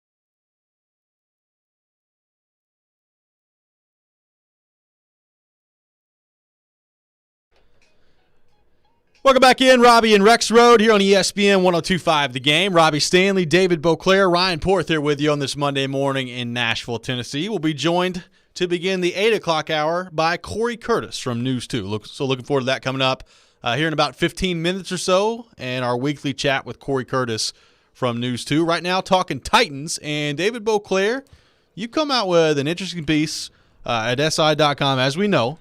Bishop Sankey retiring over the weekend from professional football, and he was selected in the second round of the 2014 draft by the Titans at the running back position, and as we know, that did not go overly well for the Titans. People apparently very interested in Bishop Sankey and his retirement from professional football, but throughout this process of kind of going through Sankey's career and his selection with a second-round pick in the 2014 draft, you discovered a trend for the Titans of a heck of a run they went on of draft picks in the second round from about 2013 to 2016. That was quite something. Yeah. For those who don't know, Bishop Sankey had been sort of in the Canadian Football League for the last year and a half, although he never actually played a game up there. Had also spent a short time in the Alliance of American Football, and spent a lot of time in the CFL, but still couldn't get on the field there. Exactly. I mean, tried to catch on with the XFL. I mean, this guy. This guy is going to go down as one of the more disastrous draft picks in franchise history when you talk about 2014, they made him the first running back taken in the draft. They had their pick of any running backs, and they picked Bishop Sankey, who delivered all of 762 yards over 2 seasons for them before they were done with him. And that was the last he played in the NFL. Spent time with three other teams after that, but never got on the field there too. And he was part of a run of second-round picks. Like we say, we all talk about you want to get high draft picks and everything. Well, it's you got to do something with those picks too, and you want to know why the Titans endured the stretch they did, prior to 2017. A good way to know is you look at what they did in the second round over a period of time, beginning with 2013, Justin Hunter. Didn't work out so well. Bishop Sankey in 2014, that didn't work out so well. 2015, Dorial Green Beckham, that didn't work out so well. And then the first of their 3 second-round picks in 2016, Kevin Dodd, that didn't work out very well at all. I mean, that is how you get yourself into some terrible seasons right there. And even the Sankey pick, you could say, well, were there any good running backs? Well, as a matter of fact, the 7 running backs taken after him all have had better NFL careers. None of them, huge guys. Devontae Freeman, the best of them, but guys like Jeremy Hill, Carlos Hyde, Jerick McKinnon have all, they've all done. James White it wasn't one of those next 7, but he was among that group too. I mean, there were players there that the Titans could have had that, but yeah, I wrote about this yesterday, and people bringing up the name Bishop Sankey apparently has caught people's attention because a lot of people reading that story, which I appreciate that. Yeah, absolutely, that's good stuff. Well, it's amazing because now, the second round, a lot of good picks in the second round as of late. Been much better. Starting with the third of those 3 picks in 2016, a guy named Derrick Henry. Worked out okay. Who's turned out okay. And then you had Harold Landry in 2018. Good player. Good. Not great. Not what we thought, but a good player. And then a fellow named A.J. Brown in 2019. It's been a little bit better on that front as of suddenly, late. Suddenly you're a playoff team. You've made a run to the conference championship game. That's it's crazy how that works out. You do well with your top picks, pays off for you. I remember thinking, being the Tennessee Vol homer that I am, it was like when the Titans got Justin Hunter in the second round, I was like, oh yeah, those deep balls are going to be flowing for the Titans. That offense is going to be so much fun to watch, and of course those picks I referenced were all in the wake of Jake Locker in the first round, the guy who was going to be your franchise quarterback. That didn't work out. And the Wiz in here, Hunter and Dorial Green Beckham, they traded up to get both those guys too. They moved to get them. They were so excited about them. At least they got something for Green Beckham when they traded him to Philly and got Dennis Kelly. But, one of the underrated trades that John Robinson a remarkably, like one of those trades where at the time you're like, okay, I get that Dorial Green Beckham's not what you wanted, but for a backup offensive lineman, really? But, yeah, that Titans easily got the better of that deal. That was a good one. My buddy yesterday sent me a text message with a screenshot with this news of Bishop Sankey retiring. Yeah. And also Kendall Wright being suspended. Well, and it says ex-Titans in the CFL, and I texted back. I said, I just got PTSD thinking of Ken Wisenhunt. But in fairness, suspended in the Canadian Football League is one of those relative terms. It's sort of like I think it just means that they're not at training camp, but because the Toronto coach was talking about because Toronto listed 8 guys who are suspended, and he's like, at least 2 or 3 of those guys are going to be playing for us in a couple of weeks. It's not that they got in trouble. It's just a designation that they're not actually on the active. So don't worry, you can still watch Kendall Wright play if you want to. I wonder if Justin Hunter's in the CFL. I'm going to say no. He probably can't catch a cold there either. Wow. Little hostility even from in Canada. Porth. Little hostility from Ryan Porth with Justin Hunter. Top 5 least favorite Titans of all time. Really? Justin Hunter? Justin Hunter. What's your top 5? Well, Vic Beasley, is up there. Is Clowney on the list? He wasn't here. Well, he's here longer than Big Beastie was. he was. Which that's Carl Pickens on that list? Yeah. Carl Pickens is on the list. He's on that list. I mean, there's been some disappointments. Oh, yeah. Justin Hunter might be close to number 1 on that list. Is Bishop Sankey on the list? No. Okay. Is that because it worked out a couple years later with Derrick Henry? I'm not sure Justin Hunter ever liked football that much. I don't know if he did either. You sort of wonder if how many times he kind of thought to himself, I should have stuck to high jumping. Yeah, maybe so. Well, I mean, how many players can the Titans draft over the years that just don't like football? It's amazing. And when it's funny because you hear that from John Robinson and Mike Vrabel all the time right now. That one of their big things is they gotta love ball. They gotta love the fact that it hurts and that you're going to get that clearly that hasn't always been the case for this franchise. Jeremy Fowler from ESPN has come out and he's been going position by position, interviewing executives and players and other coaches about the top 10 players at each position in the NFL heading into training camp. And the quarterback list has come out today, and there's some interesting names on this list. I don't think anybody would be surprised to learn that Mahomes and Rodgers are at the top, followed by Tom Brady at number 3 with the Tampa Bay Buccaneers, Russell Wilson at 4, Josh Allen from Buffalo at number 5. At number 6, Matt Stafford of the LA Rams. Apparently, the 6th best quarterback in the NFL. Matt Stafford at number 6. Guy's never won a playoff game. I know. If he was as good as everyone thinks he is, how can he not won a playoff game? Look, do I think that Matt Stafford for the Rams is an upgrade over Jared Goff? Yes, I do. Do I think that Matt Stafford is the 6th best quarterback in the NFL? No. Who's 7, 8, 9, 10? 7 is Dak Prescott of the Dallas Cowboys. 8 is Lamar Jackson. Number 9, Justin Herbert of the LA Chargers. And at number 10, Kyler Murray. So that means Ryan Tannehill not in the top 10. Does he get an honorable mention on that list? He does get an honorable Quarterbacks mention. also receiving votes: Matt Ryan, Derek Carr, Ben Roethlisberger, Ryan Tannehill, Joe Burrow, Kirk Cousins, Baker Mayfield, and Carson Wentz receiving votes as well. Carson Wentz received a vote for top 10 quarterback in the National Football League. Vote for top 10. Was this vote conducted 3 years ago? I don't know. The accompanying quote on Ryan Tannehill from an NFL coordinator: he's solid, not elite, but incredibly efficient. And this is the part Titans fans are going to like. You can win big with that with the right supporting cast. I would say he's got the right supporting He's got cast. a pretty darn, if it's not the right one, it's a pretty darn good one. It's pretty good. Yes. But Does that include the defense?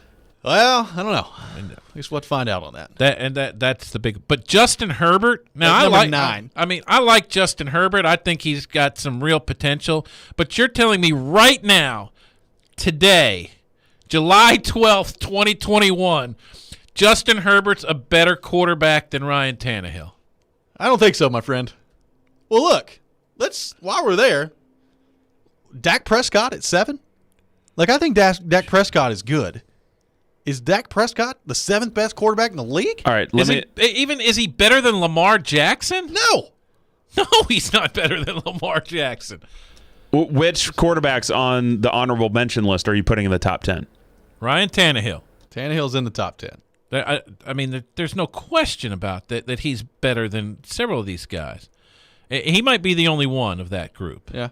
I mean, is Baker Mayfield, if he has the season he had a year ago, a top 10 guy? Matt Ryan and Ben Roethlisberger are more accomplished quarterbacks, sure, but their best days are behind them. Sure. So I don't know that they make that list. One that's going to get in there in a hurry, and everybody's giving Justin Herbert a lot of love, and I get it. Joe Burrow is better than Justin Herbert. He just happens to play for the Cincinnati Bengals. Yeah. That's the problem with Joe Burrow. Don't sleep on Herbert. He's good. He's really stinking good. He's good. He's not the 9th best quarterback in the league right now. No, yeah. Again, I agree. Herbert impressed me when I saw him last year. He was better than I thought he was. But He's not a better quarterback. And this love for Matthew Stafford, I just don't understand. He's out of Detroit, David. It's been that way ever since the trade. The guy's 33. He's out of Detroit. And yes, he has a great arm. But this idea that the Rams are now world beaters because they have Matthew Stafford, I just don't understand. They're going to be a popular pick to go to the Super Bowl. They are going to be a popular pick. It's going to happen. They're going to be picked. There's going to be. I will throw this out there right now. Behind Tampa Bay in the NFC, LA they'll receive the second most picks in the NFC to go to the Super Bowl. I'll put that out there right now. Without question. Yeah, which is amazing because Aaron Rodgers still quarterback of the Packers for the moment. Are we sure about that? Well, we're not sure. Well, he said he's making a decision in a couple weeks. Technically on the roster. He's still the quarterback. Oh, he's going to make a decision in a couple weeks. A couple weeks when training camp starts. That's when training camp starts. Okay. That's when he's making his decision, apparently. He'll be in Green Bay. I think so, too. When we come back, we'll be joined by Corey Curtis from News 2. We'll get into this, get his thoughts on the Predators rebuild as well. All that and more coming up next. This is Robby and Rexrode live from the Wholesaling Studios, powered by RumbleOn.com. Here on ESPN 102.5 The Game.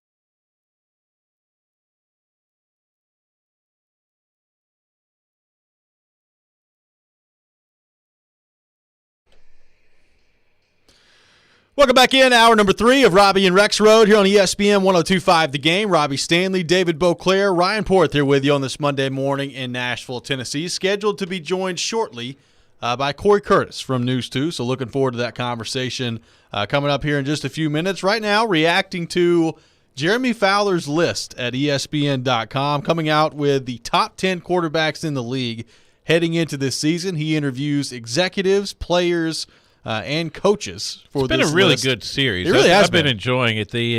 Some people don't like the no names on the quotes thing, but Jeremy Fowler's connected enough. You know that these are legitimate conversations, and And it's been a really enjoyable, I think. Joe Rexrode checking in from vacation on Twitter saying that Stafford getting to a playoff game with that godforsaken franchise in Detroit makes him a wizard. No. If the best quarterbacks are transformation, yes, he has the talent, but the best quarterbacks transform franchises. Matthew Stafford had more than enough opportunity to do that. Well, maybe some franchises just can't be transformed, David. Maybe Detroit's on that list. I think any franchise can be transformed. No franchise is beyond help. Neil texting in on our text line, driven by WilsonCountyHyundai.com. You guys are on crack. Herbert is better than Ryan Tannehill. Okay. Herbert might be someday. Not right now. Yeah.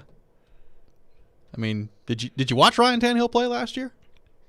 It's pretty good. I mean, the guy 6 game-winning drives in the fourth quarter in overtime. Yeah.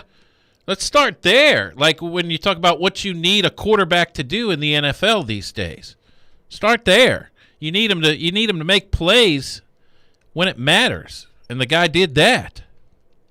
Ben on the text line says, "Don't be sleeping on Herbert and Wentz this season.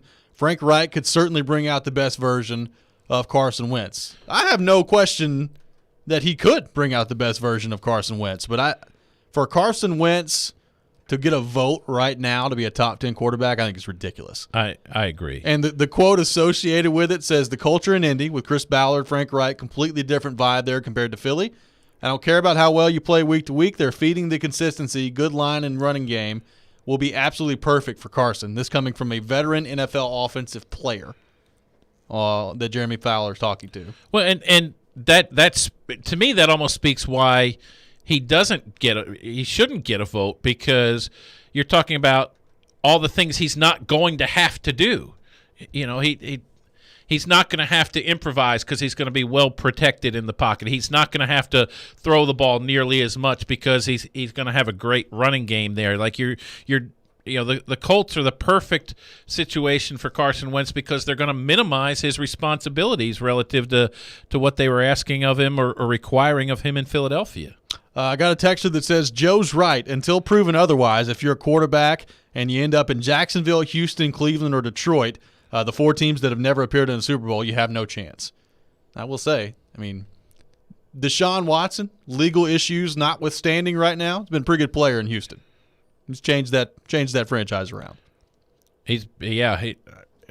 That was a guy I didn't think would translate to the NFL well, and I was wrong about that. I can't watch that guy enough nowadays. He is about as fun as any player at any position in the NFL to watch right now. Ron on the text line, how many elite players has Matthew Stafford played with? 1, maybe 2 in his career. That's why they think he'll be really good this year. Look at his surroundings in L.A. And I get that, but I think he's you've been in the league that long. You've had chances. You've had chances to do more than you've done. And again, at 33, I don't know. And it's funny. The comments about Stafford are all like, there's a veteran NFL quarterback quote, "This will be the deciding factor on who he is." It's almost like people don't feel like they know him. There's another one from an AFC scout. "We're about to find out," or some feel he'll let you down at some point. Maybe that's true, maybe not. We're about to find out. It's in a way that a guy who's been in the league, 15 years now. He's 33 years old, whatever it is, not quite 15, I guess. But you still kind of feel like you don't know who he is. To me, you should have a pretty good idea. I feel like I have a good idea. Maybe I'll be wrong. He's been in the league since 2009. Yeah. I get it. It is Detroit. It is.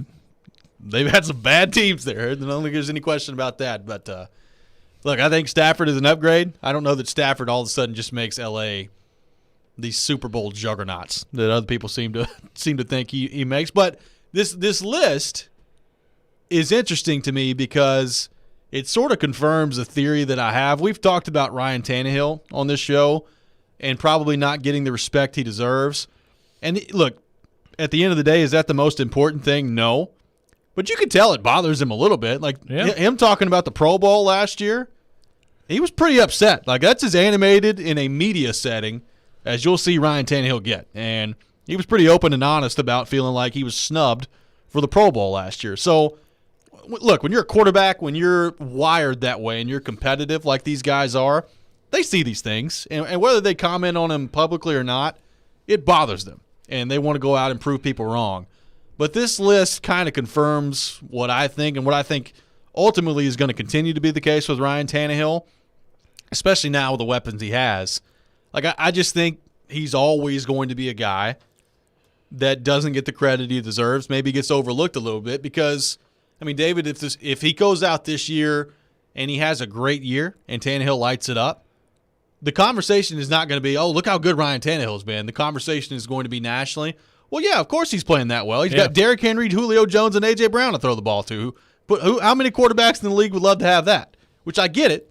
I'm not saying that's necessarily, an invalid way of thinking. But I just don't see a scenario, even if Tannehill goes nuts this year and his stats look great, I don't really see a scenario where he gets the credit that Titans fans probably feel like he deserves. The only chance he has, and no one wants to hear this, that the only chance he has for that is if Derrick Henry gets hurt and misses an extended period of time. Yep. And this turns into an offense that's throwing the ball 35 to 40 times a game, and he's still he's still doing the same sorts of things that we've seen him do because no matter, you're right. If Derrick Henry plays 17 games this year, or even if he plays 15 games, all the talk is going to be that this is a run-heavy offense. This is, everything's predicated on Derrick Henry, and even if Tannehill throws for 5,000 yards and 50 touchdowns, it's going to be because Derrick Henry was lining up behind him. Let's go back to the text line driven by WilsonCountyHyundai.com. Got a texter that says the same thing you're saying about Matt Stafford, people were saying about Ryan Tannehill when he got to Tennessee. I was gonna make that point that Tannehill is the perfect counter argument to what I've been saying about Matthew Stafford, which is that Tannehill played on terrible teams in Miami. You put him on a good team, good to better than good team, whatever it was when he got here, and he's been a different quarterback. And if Matthew Stafford can be a different quarterback with the Rams, it probably will be something to see. So which quarterback on this list do you have the most issue with being in the top 10? Again, that's Mahomes, Rodgers, which nobody's going to have an issue with, Brady, Russell Wilson, Josh Allen, Matt Stafford, Dak Prescott, Lamar Jackson, Justin Herbert, and Kyler Murray. I don't have an issue with Josh Allen other than that I don't think he's fifth best. I think he's too high on that list. I think I have an issue with Dak Prescott. I never know quite what to make of Prescott because everything about the Cowboys is always it's too much. Yep. There's everything is everything you do well is overblown. Everything that goes wrong there is catastrophic. Dak Prescott did more at Mississippi State than pretty much anybody else has ever done, and that's pretty telling there. So I think he probably deserves a spot on the list. If we're saying Tannehill needs to be in there, who we taking out? I might take out Herbert until I see a little bit more. You leaving Kyler Murray in there? Kyler Murray's fascinating to me just because he's not he's such not the prototypical quarterback, but he frustrates defenses in a way that I'm not great with him being on the list, but I'm okay with him being there. I just can't wait to get Rexrode's reaction to this tomorrow when he learns that Tom Brady's number 3 on the list. That's going to drive him nuts. I think Rexrode would have Brady at like number 12. Just have him out of the top 10. Maybe not out of the top 10. Joe is a little bit of a Tom Brady hater. It took him until this year to recognize Tom Brady as the greatest quarterback of all time. I still say Tom Brady's not the greatest quarterback of all time. Who is? Tom Brady is the guy that I would want to play quarterback for me. To me, Peyton Manning's the greatest quarterback That's what of all Joe time says. because nobody dictated to defenses the way Peyton Manning did. Like Peyton he was a puppet master in terms of the way he managed opposing defenses. The problem with Peyton is, or always was, that he was so consumed with being the perfect quarterback at all times that he couldn't make there are times that he couldn't make the winning play. Yep. And I always use Eli as the perfect example. And you think of the David Tyree catch in the Super Bowl, right? Peyton Manning would never, ever, ever spin out of a sack, plant his back foot, and just heave the ball down the middle of the field and hope for the best, right? Yep. Like Peyton, he's incapable of that. You know, he'd find some receiver underneath, or he'd just throw it out of bounds, or he would make the smart play every single time. He's not improvising, not out the there. winning play. So if you're talking about who, in terms of what the position is, who's the best to ever play it, it was Peyton Manning. I don't think any question. If you're asking me which quarterback would I take of all time to put on my franchise and start a team with, Peyton wouldn't be top 5 on that list for that reason. By the way, back to this list for a second. Matthew Stafford last year was ranked 10th. Now So he's he's 6th. gone up. He's I'm He had, Moving up. he had an average Matthew Stafford season last year, and he Moving goes up, from baby. 10 to 6. Yeah. This trade has made a legend of him. And that's where this is different than the Tannehill situation, because everybody just assumed Tannehill was was carrying done. Marcus Yeah. Mariota's clipboard. Yeah. You know, like no one ever imagined he would get on the field here. It was only when he got on the field and showed that he sort of like Matthew Stafford just getting out of Detroit has suddenly, it's He's been incredible. liberated Yeah. from the Detroit Lions. We'll continue this discussion when we come back. Got some of your thoughts to get to as well on our text line, driven by WilsonCountyHyundai.com. And Ryan Porth has some praise for Major League Baseball as well. That's a change of pace. So we'll get to that and more coming up next. This is Robby and Rexrode here on ESPN 102.5 The Game.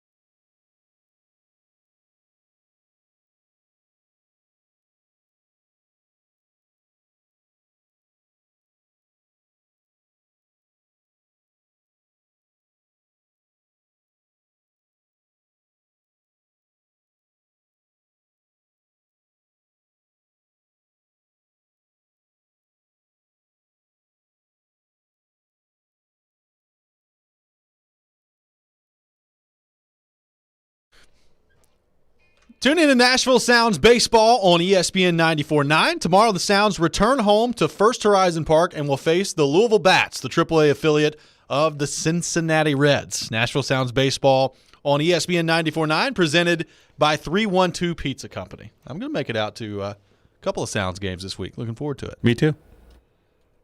I bet so. I haven't been out there in a while. I need to get out there.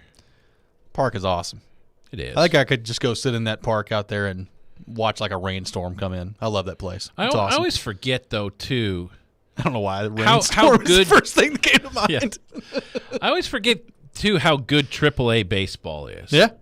You know, because you think of it as minor league baseball, or at least I do, first and foremost. And then I get out there and I watch those guys. I'm like, man, they're good.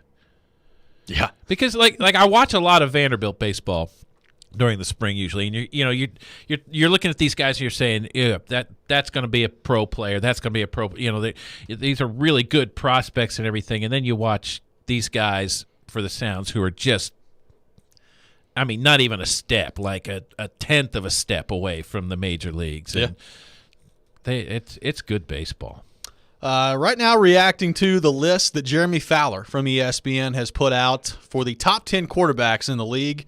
He interviews players, executives, and coaches. Ryan Tannehill, not on this list. Apparently, he did receive votes with about half the other quarterbacks in the league that were honorable mention. Mark from Paris on our text line, driven by WilsonCountyHyundai.com, saying, guys, you're missing the point with Tannehill.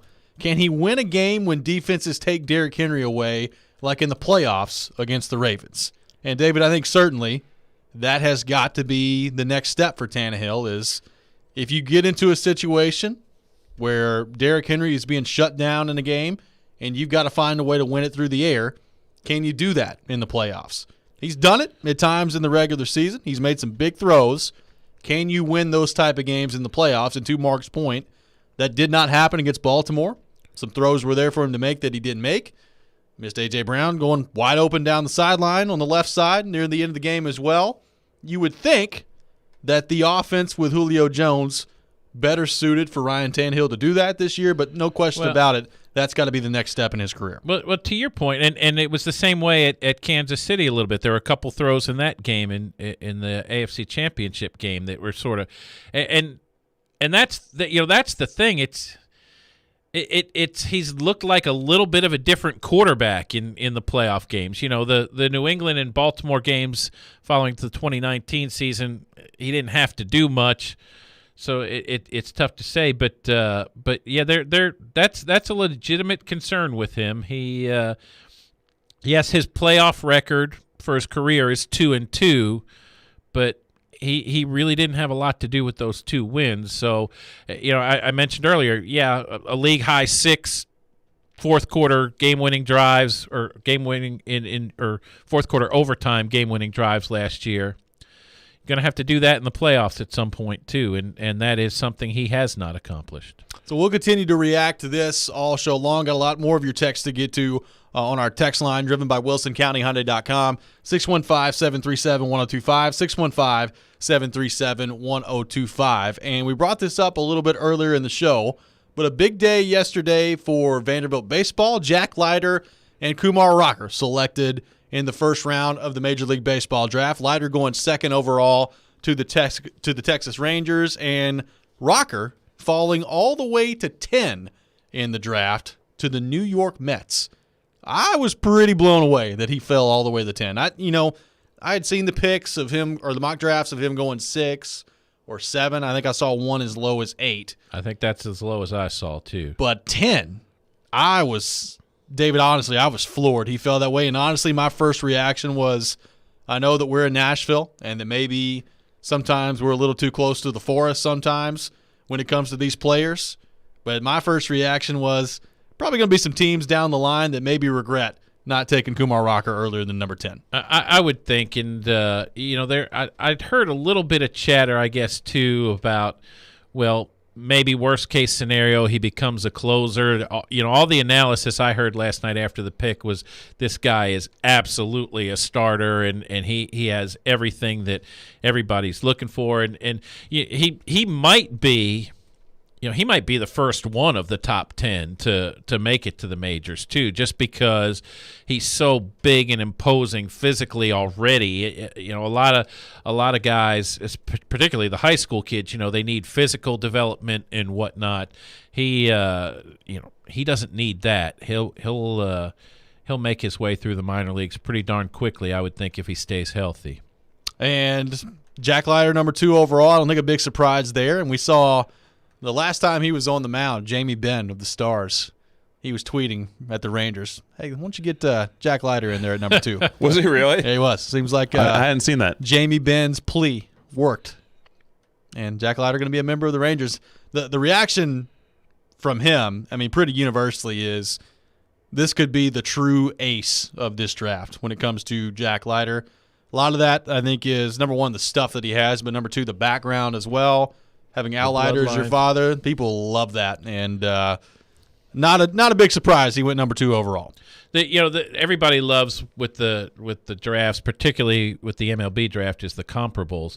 And MLB Network last night, when Rocker was picked, a couple of their guys were throwing out Bob Gibson as a comparable for Rocker. No pressure, kid. If that's the case, like how does he last till 10? And they even showed, I hadn't thought of it having watched him pitch, but even his delivery is fairly similar in the way he falls off the mound. Yeah. I hadn't made that connection previously, but Tim Corbin talked about it too. He said, his just utter disdain for hitters is just, is really something unique. He said a lot of pitchers don't like hitters. He goes, Rocker really doesn't like hitters. Does not like those hitters whatsoever. So, Leiter's an easy guy to see too, because he's one of those guys. He makes it look a lot easier than it is. Yeah. He never looks like he's under duress out there. And I would think if you're a scout or a GM or even teammates playing in the field with him, that's a really reassuring thing, that this guy's snapping off pitches left and right and keeping hitters off balance and just doing it and looking like it's, well, of course that's what I do. And he's a good one. Yeah. Ryan Porth, we've spent a lot of time on this show disparaging Major League Baseball for a lot of the decisions that they make. There's been a lot of easy fodder to go after Major League Baseball with, but I know there was one part about this weekend with Major League Baseball that you really enjoyed. Tell us what you mean by that. Well, yes, I have been known to bash Major League Baseball, a sport that I have loved and will continue to love, even though they have the worst blackout rules in the history of mankind, but that's neither here nor there. They do. Finally, they got it right with the draft. Yes. They finally got it right that this is the night where there's no Sunday night baseball because it's going into the All-Star game. The MLB draft should be showcased on this night in the city where the All-Star game is being held, instead of during the super regionals when a lot of these kids are more focused on trying to win a national championship than where they are being drafted. Or the draft is taking away their attention from the super regionals. That's always been a bone of contention in my mind, and they finally got it right in 2021. Yeah, Jack Leiter's like on the mound in the second inning getting drafted by the Rangers. Wasn't it Dansby Swanson in Illinois? Yes. Yeah. After beating them in the Supers, where he's on the field learning that he's the number 1 overall pick. Yeah, exactly. And I had a similar feeling watching it last night. And you go back. The NFL draft was televised first in 1980, and so 40 years that thing has evolved and grown. And we all saw what happened when the draft was held here. What a public event has become. The NFL has recognized for an extended period that this is something that they can continue to use to generate interest and excitement in the offseason. It's taken Major League Baseball this long to go, you know what? We need to find a way to showcase this event. Yeah.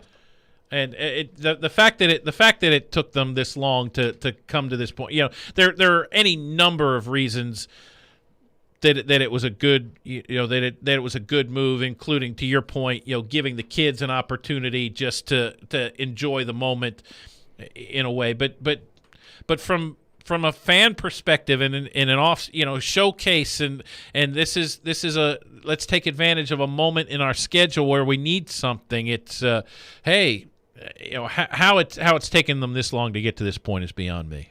Quickly on our text line, driven by WilsonCountyHyundai.com, got a texture that says, when you get to MLB, can you get your opinion on the rest of the season outlook for the Braves following Acuna's injury? And tell you what, that's a rough one for the Braves. He goes up making I don't know if routine's the right word, but a play that you see Acuna make a lot in right field. He lands and now has torn his ACL. Obviously, he's going to be out the remainder of the year. The Braves have been struggling anyway. I mean, they're 44-45 in a year where they had high expectations coming in. But now your best player is out. That, to me, kind of feels like a death knell for Atlanta this year. You're already down Ozuna. Yep, exactly. So no Ozuna or Acuna. He's a lot of offense going out of that lineup. So important to that team, too, just from an energy stamp. Like it feels, he's one of those guys who, when he does something exciting, it feels like, okay, other guys are going to get going now, and he's not just operating in a vacuum. He sort of brings people along with him, and from that perspective, it's a big blow. We are a week away now from SEC Media Days, which I consider to be the unofficial beginning to college football season, and predictions are already rolling out there. What's the outlook look like for Tennessee, and what do we think success could look like for Josh Heupel in year one, taking over as the new head man at Tennessee? We'll get to that coming up next. This is Robby and Rexrode here on ESPN 102.5 The Game.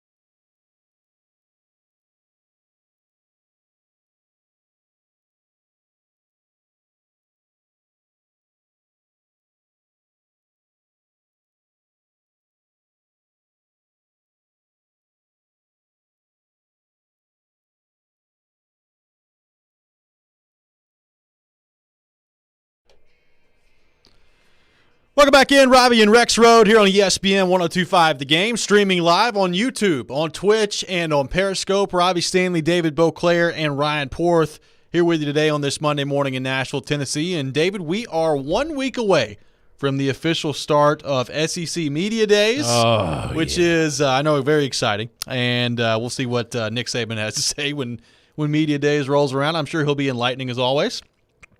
But this, to me, is the unofficial beginning to college football season. We know what SEC football is like. It's a very passionate part of our culture here in the South. And Tennessee heading into a new era with Josh Heupel coming in his first year with the volunteer football program, taking over a program that is in a mess at the moment after the aftermath of both Butch Jones and Jeremy Pruitt. And who knows, there still could be some developments in that area with maybe a postseason ban with the NCAA recruiting violations that take place. Still a lot to be determined on that front. But Phil Steele, who is a college football guru that comes out with the Phil Steele's college football preview every year, which makes its way around the country. It's very detailed, very good work by Phil Steele on that regard.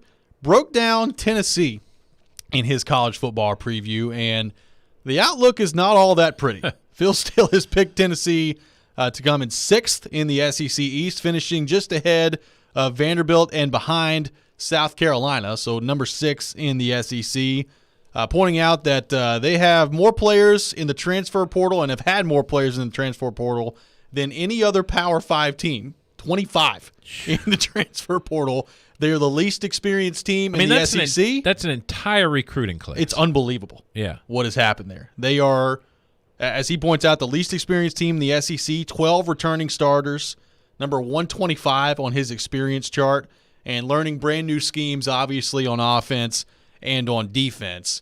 Expectations are not going to be high for Tennessee this year. Now, I guess the one thing that they've got going in their favor would be the schedule, and the schedule for Tennessee certainly not as difficult as it was a season ago when you're playing an all-SEC schedule, and I think 5 of their 10 games were against top 10 opponents at the time, which is pretty incredible to think about. I mean, you've got Bowling Green, you've got Tennessee Tech this year, Pittsburgh on the schedule as well, which is a tough non-conference game, but the schedule is a little lighter this year for the Vols.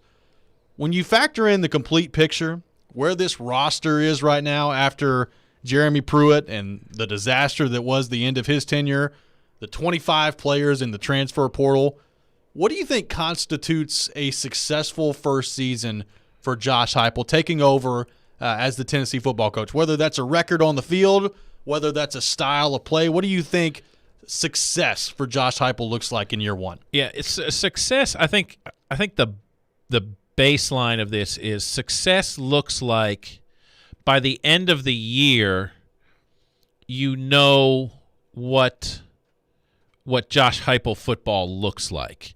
It's going to have to – you're going to have to see guys not just playing a system but looking comfortable in it and playing well. I mean, you think about it, Heupel is now the 6th different head coach for this program in 14 seasons, and that's not counting the interim tenures of Brady Hoke and Jim Chaney, right? I mean, 6 different guys over 14 years. You think about say Vanderbilt. Vanderbilt was the picture of instability for a long time, right? Yep. And like I maintain James Franklin couldn't have done what he did had somebody, and that somebody being Bobby Johnson, not come in and actually stuck around for a while and put something in place that somebody could then build on. You know, Bobby Johnson was there for 8 years, got them to a bowl game, did the things he did that created a foundation. Tennessee is on no kind of foundation. Oh, that being said, before Bobby Johnson, Vanderbilt had 4 coaches in 14 years. So this is a kind of turnover Tennessee is going through it in terms of leadership right now. So there is no foundation in place. So there's at some point, and if you're Tennessee, you're hoping Heupel is the guy. Whether he gets this program to being a top 20 or a top 10 program or whatever is irrelevant at this point. He just needs to stick around long enough to put something in place to make this a program again, to give it sort of an identity and to do that, you have to create things that first year that will make players want to come back to the program next year, that will make recruits say, yeah, that looks like something, maybe I'm not going to be competing for a national championship next year, but that looks like something I want to be a part of, and get, it can happen more quickly in Knoxville than it did here for Bobby Johnson in Nashville, but you just there has to be some sort of sense of this is what Tennessee football is, because right now the sense is, well, Tennessee football is just a mess because they can't keep a head coach. They're not winning much these days. You just kind of have to define what it is. I take a very simple approach to what success looks like for Josh Heupel in year one. To me, it comes down to, can he show signs of being able to develop a quarterback? Yeah, like that's what you brought him in for. I mean, he's an offensive guy. We know that. We know about his history with quarterbacks. Can you find a guy that you can develop and that gives you some sort of hope moving forward here if you're Josh Heupel? I mean, that quarterback room right now, it's crowded, and that's even with Caden Salter gone now and being dismissed from the program. You've got Joe Milton coming in from Michigan. You've got Hendon Hooker coming in from Virginia Tech.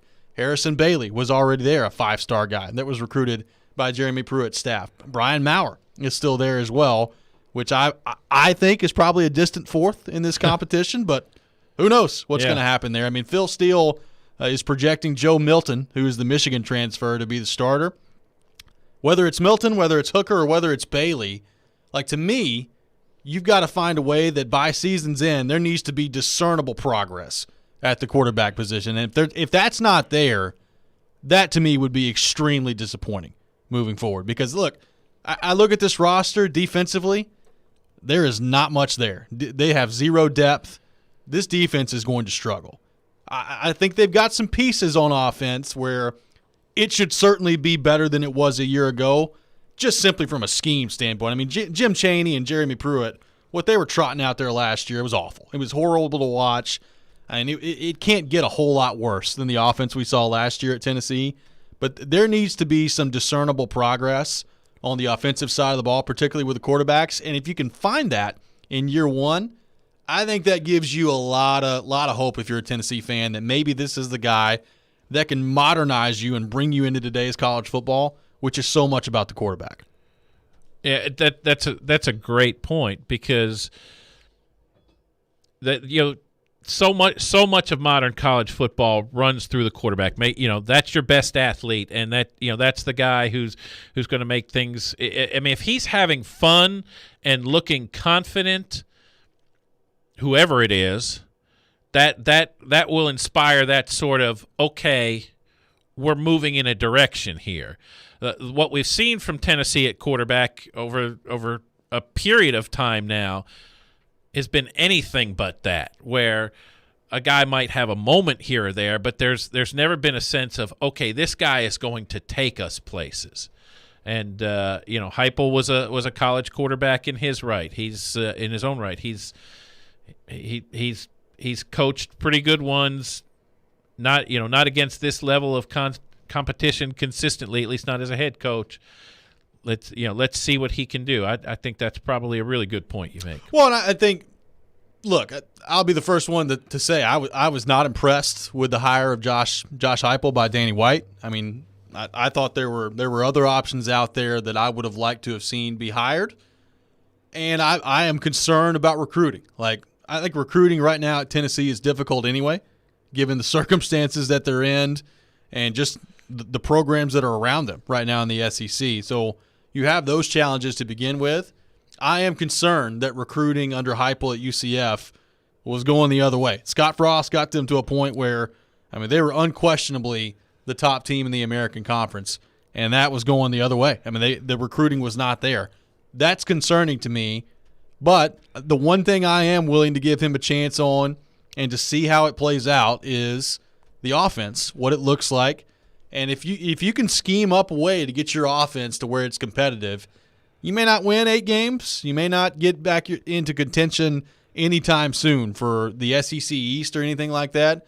But right now, I'd kind of settle for just being fun to watch if you're Tennessee. That team last year was no fun whatsoever to watch. Well, and I think also he needs to connect with the fan base in a way that that Butch Jones and Derek Dooley and Jeremy Pruitt, Pruitt, I don't think was really interested in it either. Like at first, I thought that was a strength of Pruitt. I thought like he's just a football coach. He doesn't care about the other stuff. That's what this program needs right now. Somebody, but ultimately that didn't serve him well either. I think the fan base needs to feel like he's being honest with them, not to the point that where he's going to say, look, we're playing Alabama this week. We got very little chance. Like he's not going to say that, but realistic and that they feel like, okay, when he's talking, I want to hear what he says because it's not just coach speak. It's not just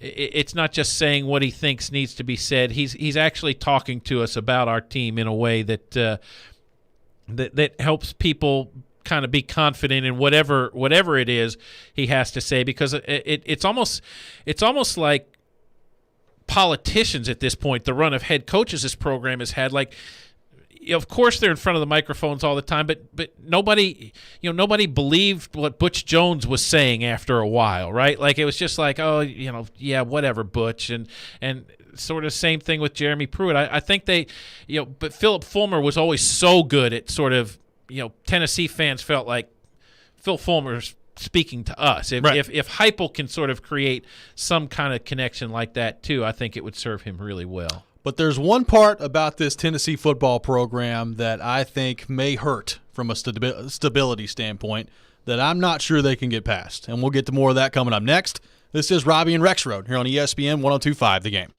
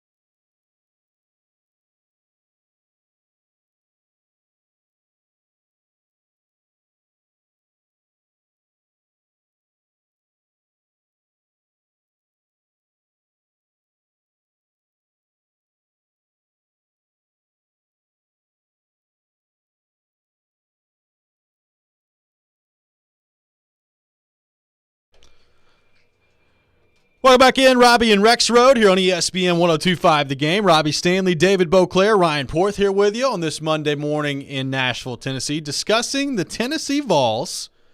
SEC Media Days 1 week away, and the football season will be right around the corner after that. What are expectations? What are fair expectations for Josh Heupel in year one at Tennessee? And, David, you brought up an interesting point, which I think is absolutely spot on, and that is the stability part of this for Tennessee. It's not been there. 6 coaches in the last 14 years. And that's going to have to change, I think, before you start having conversations about, hey, can Tennessee compete for the playoffs? Yeah. Or, like, can Tennessee compete for getting to, Atlanta every other year or something like that? You got to get to that point first. Like, you've got to get back to a point where you establish yourself as a good football program. Because right now, Tennessee's not even a good football program, much less a great football program. And I do wonder if there's one part about this program that maybe prohibits them from getting there anytime soon, and that is this fan base. I think it's very passionate. I think it's great. That's a great thing to have. And I'm not saying that's a negative thing, but I think it's fair at this point to say that there's not very much patience with Tennessee and their fan base. No. And that is, I get it. Like, I'm a Tennessee fan. I love watching the Vols play. It was a big part of my childhood. But you've been kind of waiting for Tennessee to return to glory since 2007, basically. And they had a stretch with Butch Jones where you thought, like, maybe this is it. Like, maybe this 2016 team is it, and they're going to get back to prominence, and they were a top 10 team to begin that year. But that's really it. That's really the last time we've seen any sort of sustained success with this program. And look, I mean, last year was Jeremy Pruitt's 3rd year. Halfway through the season, half fan base wanted him out. And everything sounds good with Josh Heupel, and it's a different situation that he's taking over. But the fact remains to me, and you can't really convince me it's any different, like if year 3 rolls around and Josh Heupel has not gotten this team to 8 wins or 9 wins, there will be a significant portion of the Tennessee fan base that says, all right, this guy's not it. Let's move on to the other guy. And I just don't think you can do that in this situation. I think there's got to be a little bit more leash given to Josh Heupel. And I wonder, with this fan base being what it is, how impatient that they are, deservedly so. I understand why they're impatient. I wonder if it can get to that point just based on the heat that they throw out there if things don't go well early on. Yeah, and that's why I say that Heupel needs to connect with the fans in a way that other coaches haven't been able to. It's a really hard thing when you talk about the passion and the expectations of the UT fan base, because you need to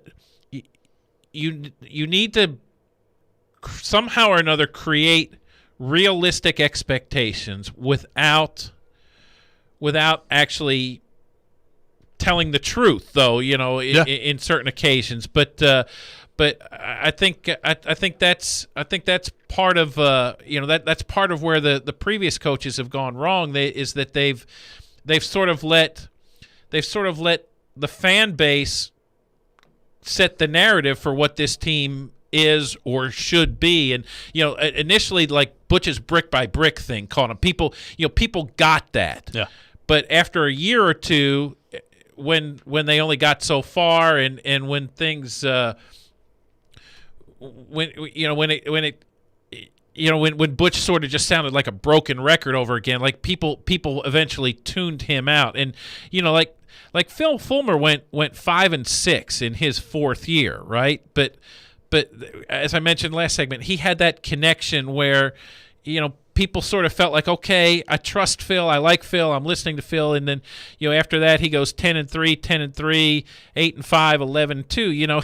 He was able to endure and get through that, and that's sort of Heupel needs to create a relationship with the fans where they're willing to trust him if things don't go exactly according to plan, and that hasn't been the case for a while. Let's go to our 102.5 The Game phone line, driven by WilsonCountyHyundai.com, and welcome in Steve from Mount Juliet, who wants to weigh in. Steve, thanks for calling in to Robby and Rexrode. Hey, good morning, guys. Enjoy the show. Thank you. What year was it when Butch Jones was there? We were playing Texas A&M at College Station, and I think we were ranked number 5 in the nation up until that game. Yeah, that was 2016. Yeah, I mean, and then we lost almost every game after that game, and we found out that we didn't have a very good strength, and because like 2 consecutive plays, our defensive backs tried to tackle one of their running backs, and then they hurt their shoulders. It's just, but yeah, I'm like you. Since that point, but it's been progressively going downhill since we were national champions. But I'm ready for things to turn around. It's been way too long. Thanks for calling, Steve. The point is that it's been long enough that it's not going to be a quick turnaround right now. Like, it's not going to be Nick Saban going to Alabama, going 7-6 his first year, and then 12-0. He's 12-2 the next year, and they've been ranked number one at some point every year since Nick Saban's second year. I mean, that's the sobering reality for UT fans, is that it's been long enough now that it's going to take a little time, and it's gonna take some tough love from Josh Heupel toward the fans and the fans towards Heupel, but everybody needs to find ways to maintain that love. Well, it's an interesting balance too, right? Because look, there's a great tradition, there's a great history of Tennessee football, and if you're a fan, like, you don't want to compromise on those things. Like, you don't want to be like, okay, well, we're happy with a 7-5 season. So just traditionally, you're not happy with a 7-5 season if you're a Tennessee fan. But I think it's time for the perspective to change a little bit. You got to find a way. This is kind of like the conversation we were having about the Predators rebuilding.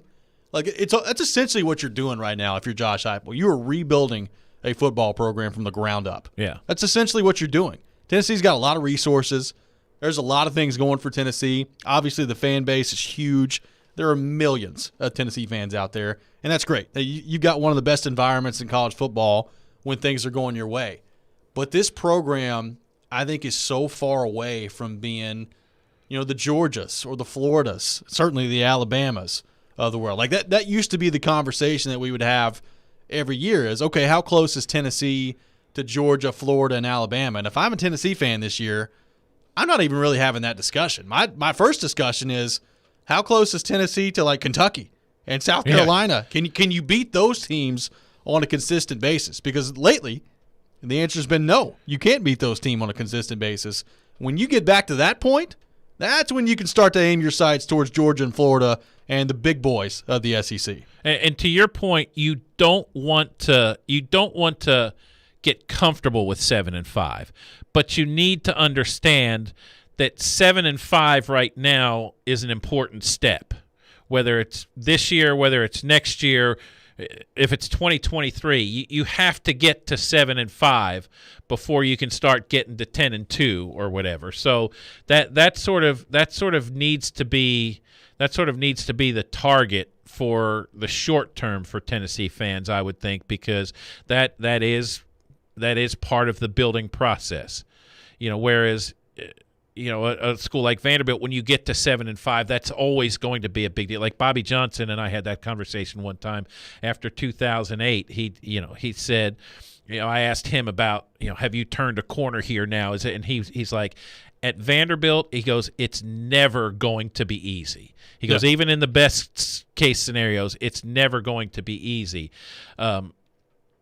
Tennessee, it certainly will be easier than it is at Vanderbilt, and so when you get to 7-5, then you can think, okay, now we can start putting 7-5 behind us and keep moving up.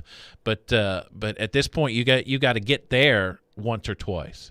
Well, and it's going to be interesting too. Like Danny White, I think he's got a very impressive resume as athletic director. I love that hire when Tennessee made it. As I said, I was underwhelmed with the Josh Heupel hire, and it kind of felt like to me maybe they punted a little bit too early on the rest of the search and just immediately went with the guy that Danny White was comfortable with.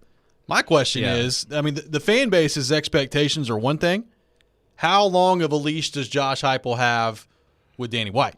That ultimately is what matters, because I believe where this program is, like, I think Danny White, even if it doesn't work out with Josh Heupel, I think he's probably going to get to make the next hire of the football coach, unless it's just a total disaster with Josh Heupel. But my guess would be Danny White will probably still be in place making the next hire for Tennessee football as well. How long does that leash last with Josh Heupel?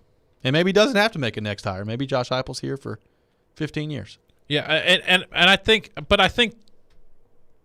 I agree with you. I thought Heupel was sort of an easy, sort of safe move for Danny White, but it's probably not the worst move in that, given all the uncertainty and all the things we've talked about, all the foundational sort of things that are not in place with this program, it's probably not the worst thing for an AD and a coach who already know and understand each other and know how to work together. So that when Josh Heupel comes to Danny White and says, hey, I need this, there's not a big discussion of, well, what do you need that for? Don't you have this? Don't you? I mean, they're sort of coming from the same frame of reference. So I think that's probably that probably is a good scenario for now.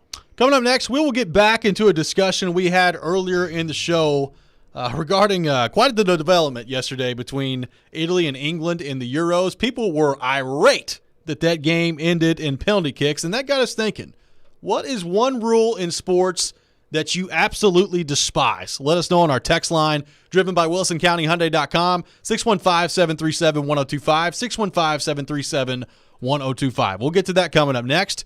This is Robby and Rexrode, live from the wholesaling studios, powered by RumbleOn.com, here on ESPN 102.5 The Game.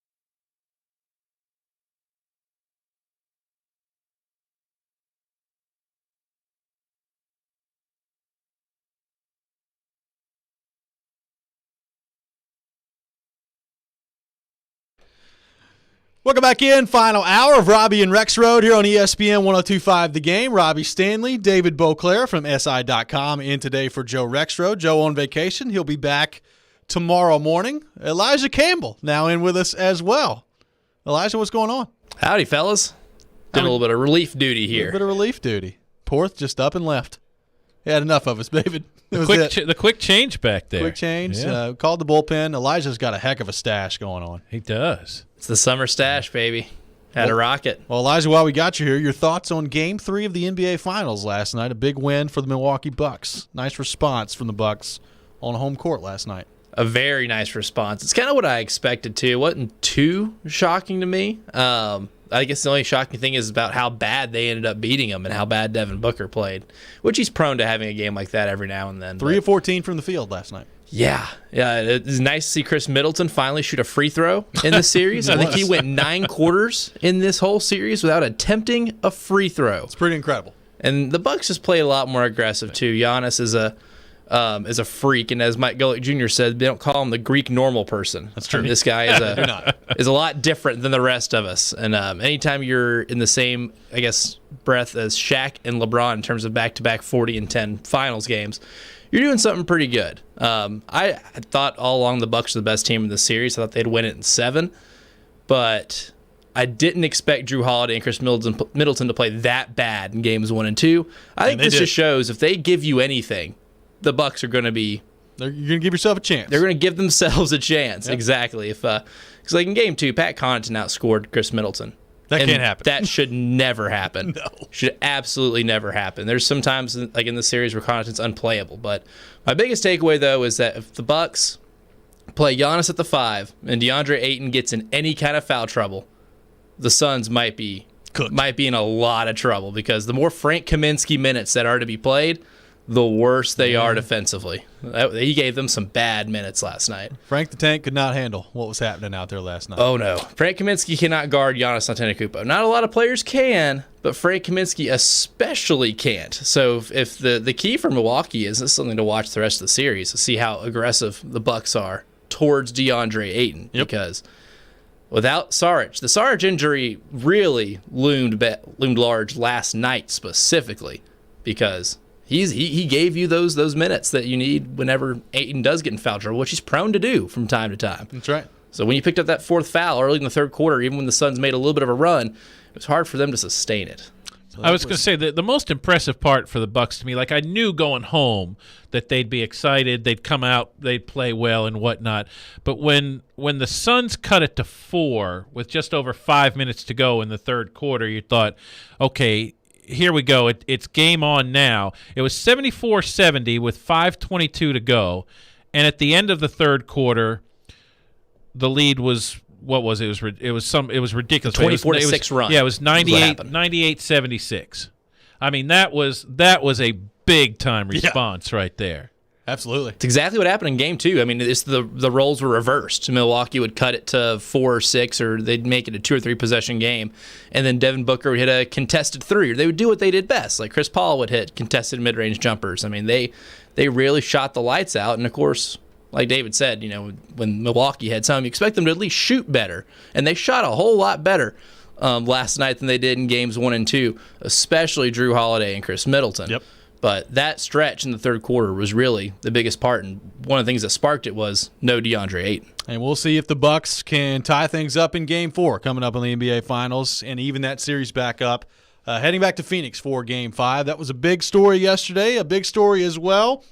In the Euros, England falls in penalty kicks to Italy, and a lot of people very upset that a game of that magnitude had to be decided by penalty kicks. And some of that before the kicks even happened. Some of that from English fans a little bit in retrospect after they lost in PKs yesterday. I didn't have a problem with it. Like, I enjoyed watching the penalty kicks. I think there's a lot of drama there. But I guess I can understand why the soccer purist would be upset by that. So that got me thinking, what is one rule in sports that you absolutely hate? Whether it's penalty kicks in soccer, and it doesn't even have to necessarily be at the end of a game. Like I threw out the example earlier. The dumbest rule in all of sports to me is the fumbling the ball through the end zone all of a sudden is a touchback. Like you can fumble the ball out of bounds anywhere else on the field and the ball's just dead. That's where it is. You get the ball and you move on, you go the next down. But all of a sudden you fumble the ball through the end zone on the 1 yard line and it sneaks a yard ahead and goes through the back of the end zone. All of a sudden the other team gets the ball. They don't even have to recover it. It is the dumbest thing in sports. I hate it. And I wish that the NFL and college football would do something about it because I think it's really stupid. So we're taking your thoughts on that. What is the rule in sports that you absolutely hate? Let us know on our text line, driven by WilsonCountyHyundai.com, 615-737-1025,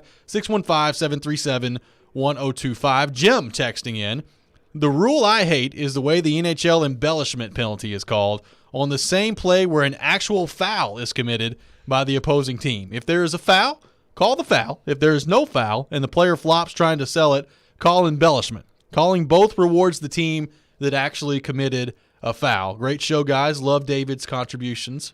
We love David's contributions as well. I appreciate that. Now, that has been – we've seen about 4 or 5 of those on our text line where people hate hey, this is a penalty, but it's also an embellishment call in the NHL. And I understand it.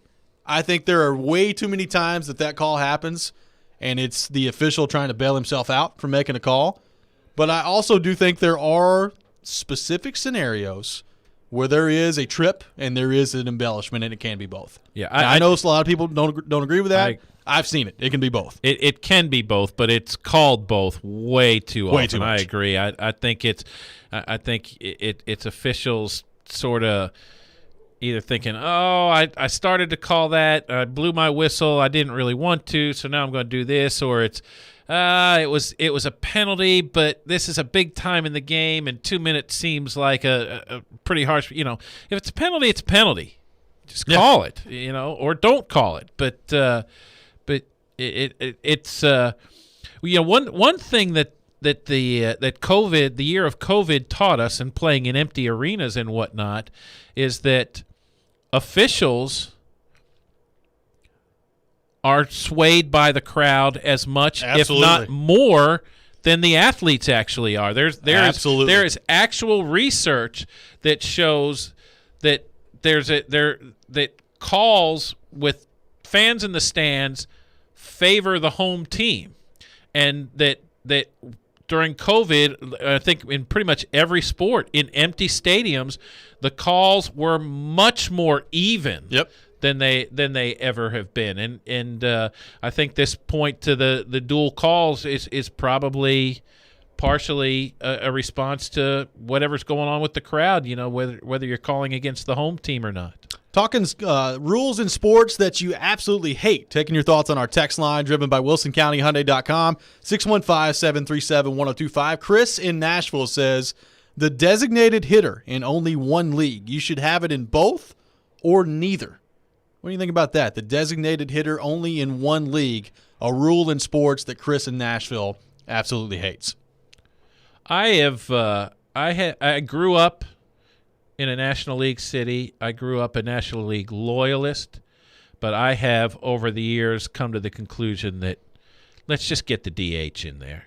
Amen. Let's just do it. I mean, the sports evolve. It happens. The evolution of baseball is such that you need the DH. Well, then we wouldn't get to see Bartolo Colon hitting that shot in San Diego like 7 years ago. I still love the strategy element of, do I make a pitching change here? Because if I do, the guy's going to be batting in the next inning, or so do I, or do I wait? If I pinch hit, do I make a double switch here? Yeah, I mean, I get that all that goes away, but you just look at football, for example. Football has become such a game of specialization. Baseball's, it's okay to have specialization, and particularly the way pitchers are used now. I think managers need the sort of the freedom to just do with their pitching staff what they will, and let the lineup be the lineup. They're kind of two separate things. That's okay with me. I'm good with that. I agree. Especially since most pitchers are so disinterested in being in the box anyway. That's true. I mean, if they were up there flailing away and trying to do something, that would be entertaining. But they're not. They're disinterested. So don't waste my time. I was at a game in Milwaukee like 10 years ago and saw a relief pitcher attempt to hit in like the 14th inning. Yeah. And it was just an embarrassment. Brian Porth back in there, by the way. Yeah. Sometimes nature calls. Welcome back. We don't need to see pitchers hit. I'm sorry. Or attempt to bunt. Unless it's Shohei Ohtani. Then he can hit all he exactly. wants. That's right. He'll be in there every night. He can hit it to the moon. That's right. Literally. And they only give him credit for 460 feet. Unbelievable. Michael from Hermitage texting in, I think the catcher dropping the third strike in Major League Baseball is pointless. Excellent, Michael. I hadn't thought of that. But, yeah, what is the point of that? Somebody tell me. I don't know. It drives me nuts. Especially as a former pitcher when my catcher used to drop the freaking ball, and then they would go past them, and then the runner would end up on first base. I did all this work to strike this guy out, and you can't catch the ball. And it's similar to your point about the fumble. What did the batter accomplish at that point to give him any right to try and get to first base? It's ridiculous.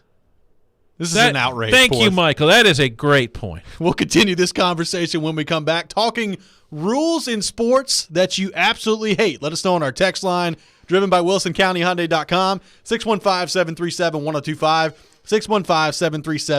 615-737-1025. Nashville SC fans, join ESPN 94.9 tonight from 7 to 8 p.m. for NSC Backstage, featuring Nashville SC players and coaches. Tonight's special guest will be Nashville SC General Manager Mike Jacobs. You can watch the show online via 1025 The Game's Twitch, Twitter, Facebook, YouTube, and TheGameNashville.com. NSC Backstage brought to you by Camarena Tequila, the official tequila of Nashville SC. We'll be right back here on Robby and Rexrode, ESPN 1025 The Game.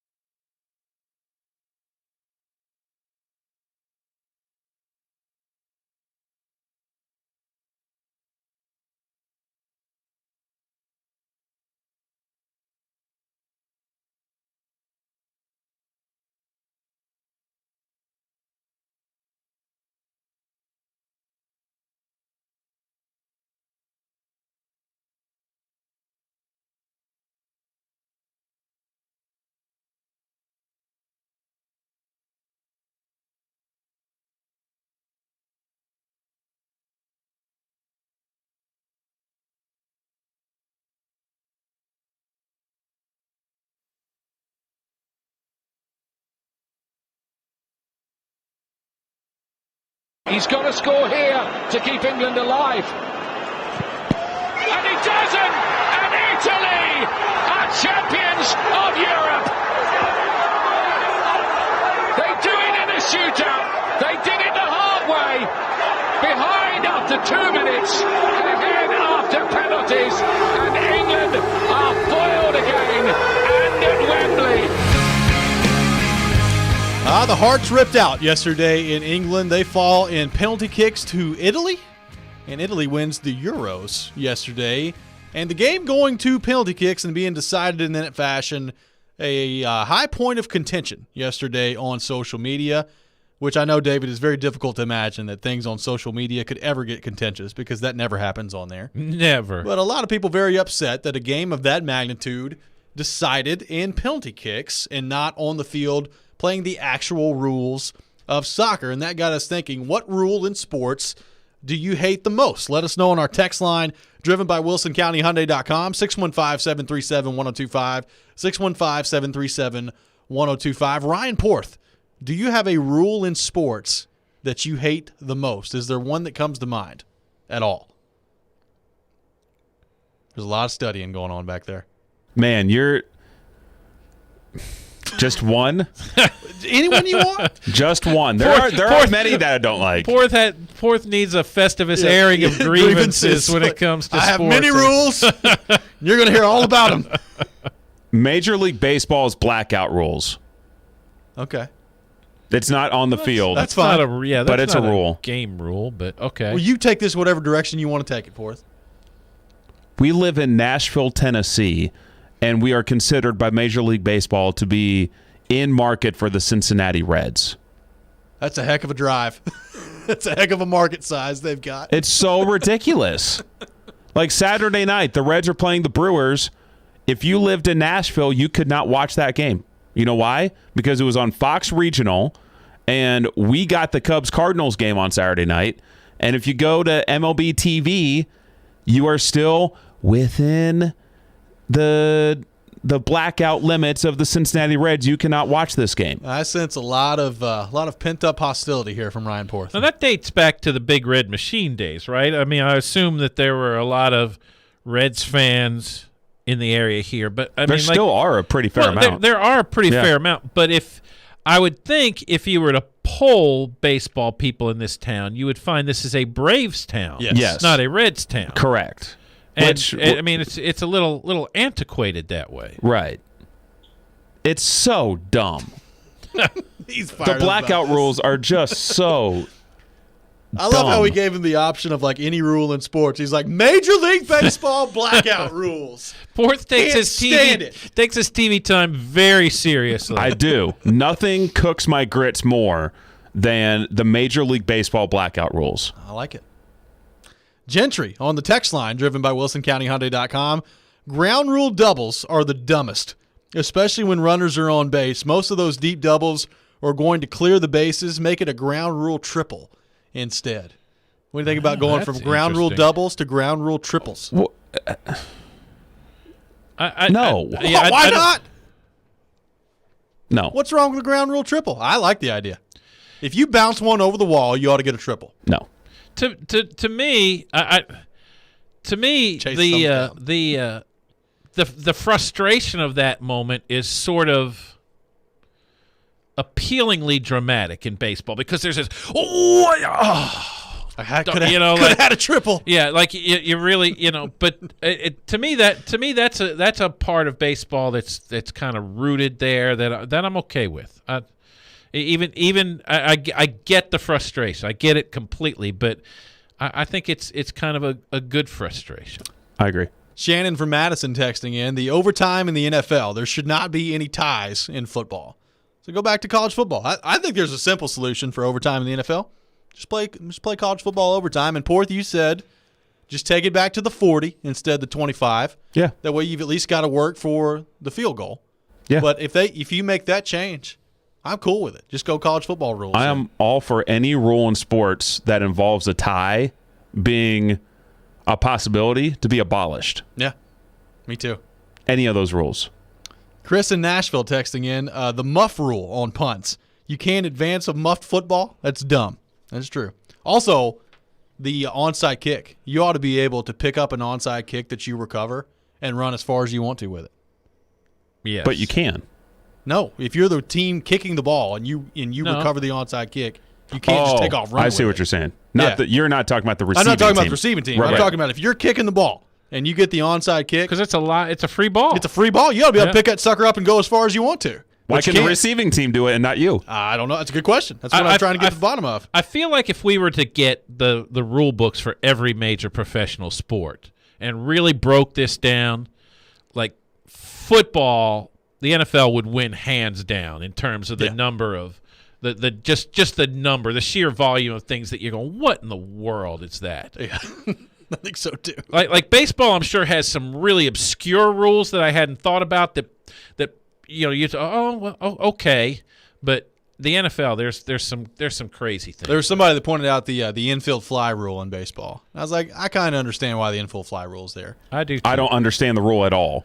Well, I don't understand what constitutes the infield. Exactly. Well, yes, exactly. Sometimes the infield fly rule is in left center. Yeah. Yes, there is that. I like the infield fly rule because it saves that. Well, now the guy's going to drop. Is he going to drop the turn ball a or double not? play. It compels the defense to just make a play. Right. Justin on the text line, why does hitting the foul pole in baseball still mean a home run? In no other sport can you touch the out-of-bounds line and it still count. That's a great question. Well, because it's in line. It's because of a ball down the line. I mean, if it goes over third base and hits the line, bounces or hits the line, that's still in play. The line is actually in play. Then it should be called the fair pole. The fair pole. Okay. Exactly. And some people we're on to something here. And some broadcasters do call it the fair pole. I have heard that. We're breaking ground here. Yeah, we are. William on the text line, driven by WilsonCountyHunter.com. We're helping. We're trying to fix sports. We are. That's what we're doing here. We're helping, and we're trying to get it all done today. We are good people. We have nothing but the best intentions. That's right. We're here to help. Take Nashville out of the Cincinnati Reds city limits or whatever. Somebody on the text line says Braves games are blacked out too. Is that they true? are? Yes. Crazy. Are they really? You can't watch any baseball. We're in Cincinnati and Atlanta. Oh yeah. What about St. Louis? Are we in St. Louis too? Probably are. No. So you can all the St. Louis you want. Exactly. All Cardinals baseball you want. All right. Another reason to not really like that team. William on the text line. This is not a rule that I hate, but what if basketball used power plays rather than fouls that counted up until disqualification? You can play on 5-on-4 for 1 minute. So a foul in basketball, you got to go sit in the box for a minute. That'd be entertaining. That'd be something. 5-on-4. Little basketball. Another vote for hockey embellishment. That's Nashville is down on embellishment. They are really down. Hockey. I just don't like the delay of game penalty in hockey. I understand why it's there, but I would say over 50% of delay of game penalties are not why that rule is instituted. I agree with that, but my question would be is that the case because they know the rule is there? Because I do think late 90s, early 2000s, there was a whole lot of, oh boy, I'm in trouble. I'm just going to throw this thing out of play into the crowd. That's valid. Yeah. It like the infield fly rule, it compels you to make a hockey play. You can't just panic and throw the thing out of play. You have to be doing something. Josh on the text line says touching the pylon in football. So I guess diving for the end zone and that being a touchdown. Touching the pylon. I don't know. I kind of like that. It's exciting. But that, now back to the fair pole issue, because the pylon is positioned on the sideline. Which is out of bounds. On the corner, right. If you step on the sideline at the 1 yard line, you're out of bounds. Yeah. But if you hit the pylon. It's a touchdown. At the goal line, you're. So mixed messages being sent by the NFL. Yes. But if you're touching the pylon with the ball, that's essentially saying you're breaking the plane. You're breaking the plane on the out of bounds line, though. Yeah. What if the nose of the football? It's chaos, really. It's the pylon. Yeah. The pylon needs to be shifted so that it's from the sideline going out, not going into the field of play. I think, see, we're fixing things here. We're helping. Got a texter that says a few years ago the Titans recovered a muffed punt that bounced off the returner, but it was an illegal recovery because the ball never hit the ground. I don't remember this, but that's a stupid rule. If you don't catch it cleanly, you ought to be able to catch it if you're the other team on a fair catch muffed punt. I do kind of recall that. That was odd. Got a texture that says, I do not like the defenseless receiver rule in the NFL. When the receiver jumps and leaves the ground, I believe if you're man enough to go up and get the ball, you're man enough to take the hit that comes with it. So, wanting to go back to 1997 football. People get demolished over the middle. How about, do you remember, I assume it's still a rule. Remember when the NFL passed the rule that the running back in the hole couldn't lower his head? Yeah. And to my knowledge, it's been called once. Yeah. Against Tennessee Titans running back Jackie Battle. Yeah, buddy. One time. I mean, in NFL history. It's such a stupid rule that even officials said, we're just not calling this. I got a texture that says, refs blowing early whistles when they lose track of the puck. The old intent to blow the whistle rule in the NHL. That's a sore spot for Predators fans. I wonder why. I wonder why they don't like that. Game 6 Stanley Cup Final. Of the Stanley Cup Final may be in there. Oh, boy. How different might that series have been? Well, not only that one, but the Forsberg offside. That's what I was thought. That's what I thought you were talking about. Oh, yeah, that was game 1, not game 6. That's what I just immediately went there, though. There's a vote in here for offside. Somebody on our text line says the offside review in the NHL, you shouldn't be allowed to go a minute and a half of play and then go back and review an offside. I agree with that. Let's just take out offside altogether. You want more scoring in the NHL? Take out offside. Let's just use the whole ice at all times. I actually don't hate that idea. I don't hate that idea either.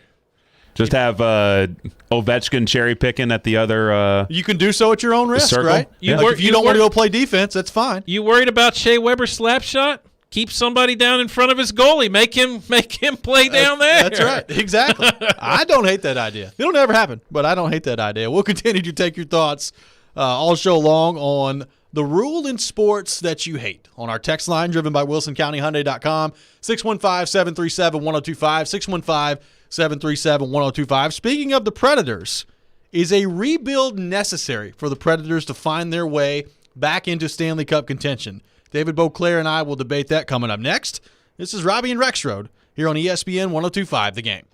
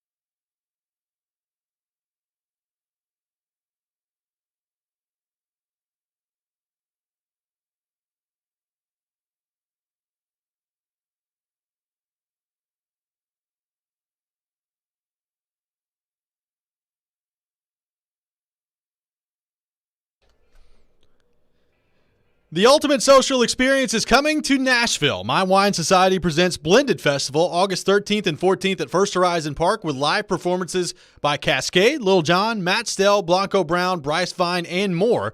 Enjoy Blended's massive 100-foot wine tasting tent and indulge in culinary activations by Nashville's hottest chefs. There's also Blended's relaxing wellness lounge, VIP Village, and a whole lot more. Get Blended tickets on sale now at blendedfestival.com. Use promo code GAME at checkout for 10% off of your ticket. Welcome back in, Robby and Rexrode here on ESPN 102.5 The Game, streaming live on YouTube, on Twitch, and on Periscope. David Beauclair in for Joe Rexrode today. And David, people are fired up about these rule changes on the text line, driven by WilsonCountyHyundai.com.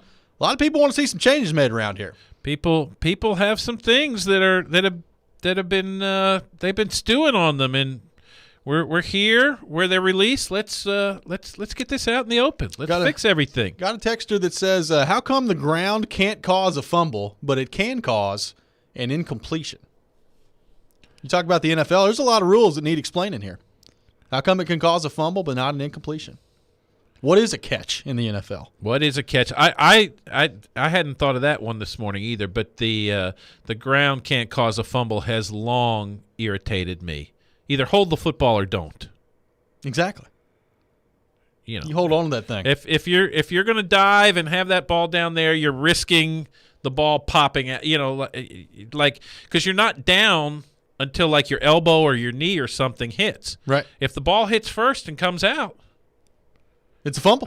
That should be a fumble. I agree. No, I think any conversation like this is going to include the subjective, what is a catch or block or charge in basketball. Sure. Like that a lot of times It's just a up in the charge air. looks like a block a lot of different times. Or goalie interference in hockey. There's been a lot of votes for that. I always say if I was a referee, 98% of the time I'm calling block. Me too. Just don't even try Don't it even with look me. at me for a charge. You're not getting it, buddy. Most of the, unless it's just so blatantly obvious, I'm calling block. And how basketball officials, at least how it seems, how they approach the block and charge, feels like it's like the hockey ref discussion of them trying to, quote, manage a game. Yeah. Where if there's momentum going one side, he's going to go with the momentum. He's going to go with the momentum. Right. Absolutely. I agree. Like there was a charge last night on Chris Paul where I don't really feel like he did all that much. But Milwaukee, it was in the middle of their big run and that home crowd at the end of the third quarter, and it goes the other way with a charge. And it's like, I didn't really see all that much there. I think that's a good point. I think to your point, David, sometimes the officiating can be influenced by the home crowd. I don't think sometimes. I think it's quite frequent. Almost always. So, David, you said something on Friday that got my wheels turning a little bit about this Predators team, the roster that they have, and obviously some decisions still to be made this offseason. Arvidsson is now gone. You've got the expansion draft coming up here in a few days, and contract decisions to make on either Philip Forsberg and Matthias Ekholm as well. But you threw out the idea on Friday that maybe the Predators just need to go full rebuild mode at this point, restock the cupboard, go younger, and see if they can lead them to a path to a Stanley Cup contention that way, because this group is what it is. It's been what it's been the last 3 years, and they've not been all that close to competing for a Stanley Cup. Do you think that's going to be the route the Predators ultimately have to go in order to get back to Stanley Cup contention, or is there a route that you could foresee with this current roster that somehow ends up with them getting back in that spot? I don't see a route with the core of this team as it is right now. I think we were talking about this a little earlier, and I was probably overselling it for effect. But I think the point is, you say this group had its time. Let's turn the bulk of this thing over to the young guys. Let's give Eeli Tolvanen a bigger role. Let's get Philip Tomasino in here and get his wheels rolling. Let's get let's give Trennan a bigger role. Let's give Jeannot a bigger role. Let's turn it over to these guys and see what happens. And maybe they dazzle you. You see examples of young teams in the NHL that surprise people and come together much quicker than expected. Maybe they flop and you end up with a really high draft pick for a change, which that's not the worst thing. Teams win the Stanley Cup that don't make the playoffs every year, the way the Predators make the playoffs every year, but then don't seem to go very far very often. So I think you say to Mattias Ekholm and to Ryan Ellis and that group of guys that we appreciate it. You gave it a great run. We're gonna move you. We're gonna do things differently. We're just gonna try something else here because I don't think this group is gonna do it. I got a texter on our text line driven by WilsonCountyHyundai.com that says, how many of the old guard would you need to get rid of to consider it a true rebuild? I think everyone has a different definition of what a rebuild would be. Yeah, that's a valid point, but I would think.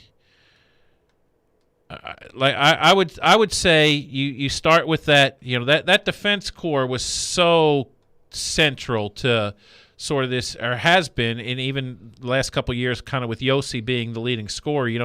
It's so central to what the identity of this team has been. I think, like I said, I would start with Ellis and Ekholm. I'd move on from both of those guys. Obviously, if you can get rid of Johansson and/or Duchesne, I think you need to get rid of at least one of those guys some way. And I think Forsberg is the interesting one, right? Because Forsberg, obviously, I think we can all agree Pekka Rinne's time has come and gone. Sure. It's Saros now, and I said this on Friday. I think Saros requires a different sort of defense crew to begin with as well. I think it's important that management acknowledges that.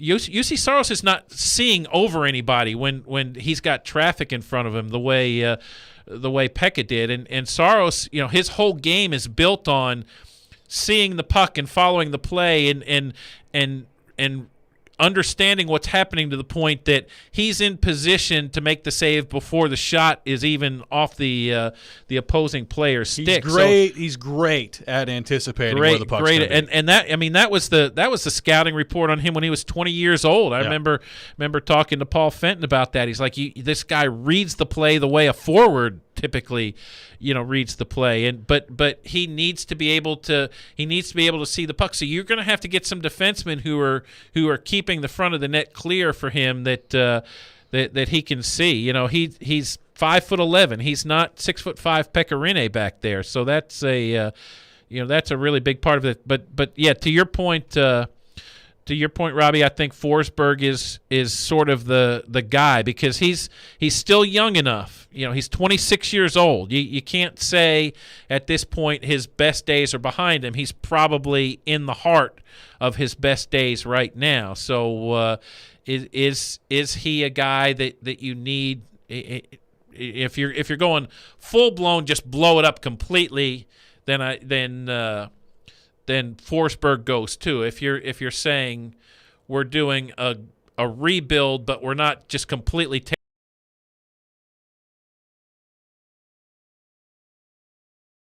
to take. Like, no one knows that for sure. Like, if you decide to go into rebuild mode, you don't know when you're coming out of it. You may think you have a good idea, but you don't know. I mean, I think Philip Forsberg 5 years from now still be a pretty good player in this league. Yeah. Like, I still think he's going to be a good player to have on your team. My question with Forsberg, it really just boils down to what's the price. Like, he's got 1 year left on his deal. He's getting paid $6 million per year.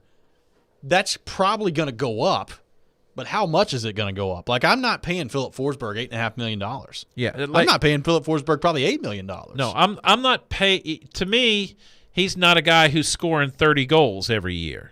He's done it, but I I'd try to get more of a Craig Smith type contract for him. He's a better player than Craig Smith, but at some point you have to acknowledge that he's not a $7 or $8 million a year guy. Greg on the text line, driven by WilsonCountyHyundai.com, says you can't move away from Ekholm. He's the only defenseman we have that has size and strength. My problem with Matthias Ekholm is he's a different player in the playoffs than he is in the regular season. He kind of wilts under the heavier forecheck that you get in the playoffs. He turns the puck over a whole lot more in the postseason than he does typically in the regular season. And if my goal is to win a Stanley Cup, I'm looking for guys who are gonna play their best in the playoffs, not in the regular season. And that's why that to me Ekholm's a really interesting part of this discussion that way, because he is a good player, but I don't think he's a player who has been a positive difference maker in the postseason. And at some point, you got to say we have to do something different. So I think he's a guy, and I think the Predators missed their opportunity with him. I think they should have traded him at the deadline because his value at that point was so high.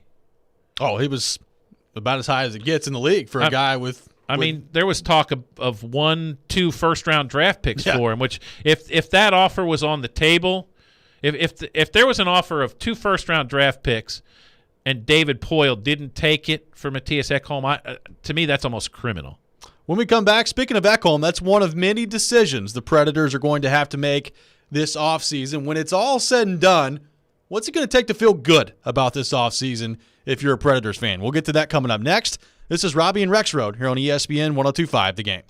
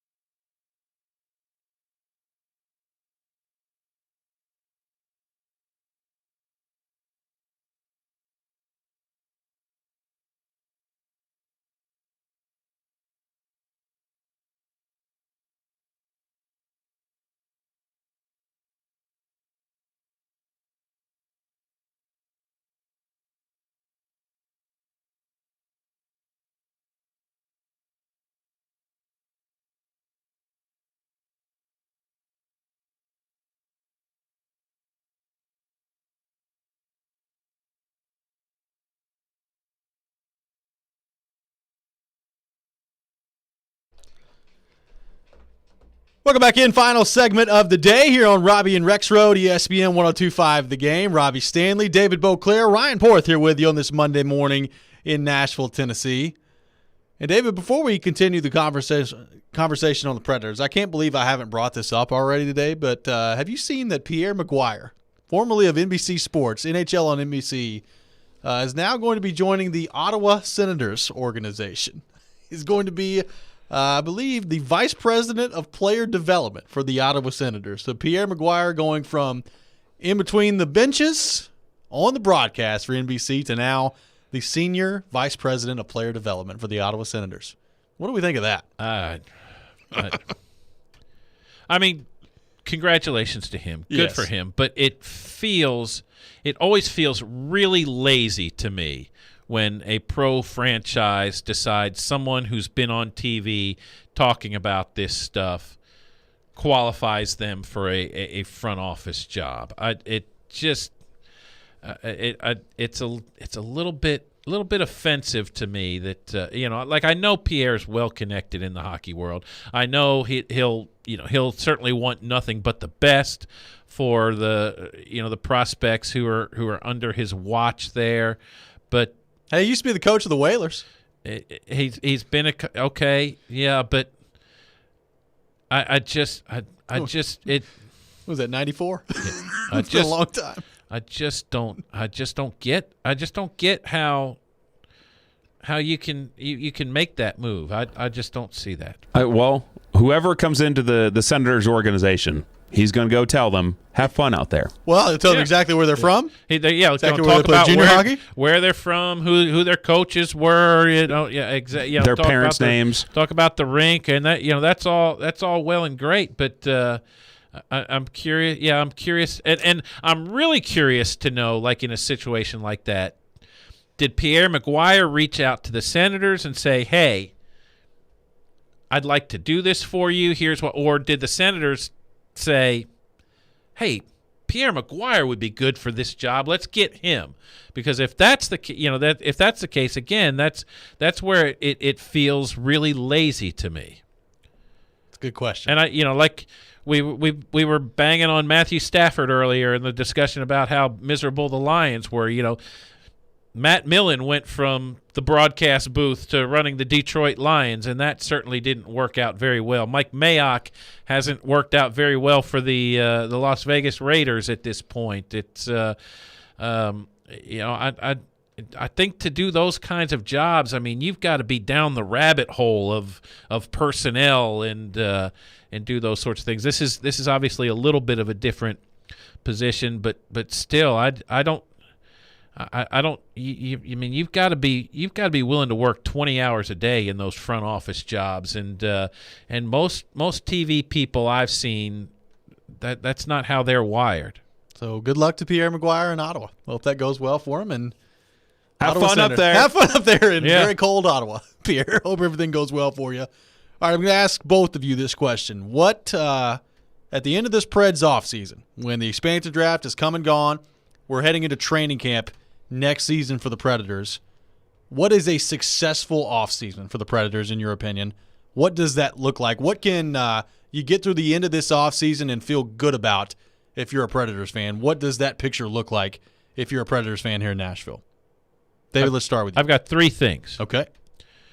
One, you feel like Seattle did you a favor in the expansion draft. Okay. You got a player that everybody feels like, good, we can live without him. Maybe we're even better off without him. Two, you get Saros signed to a deal that doesn't break the bank. And three, you add some size and toughness on defense. Okay. So a three-step process there for David Beauclair and his Predators offseason plan. Ryan Porth, if I were to ask you, what should Predators fans feel good about when this offseason is said and done? What does that picture look like of what a successful offseason would look like for the Nashville Predators? That they were able to move one or two of their big contracts currently on the books, that they re-sign Matthias Ekholm or Philip Forsberg long-term, and they don't go into next season with both of them going into the final year of their contracts. And,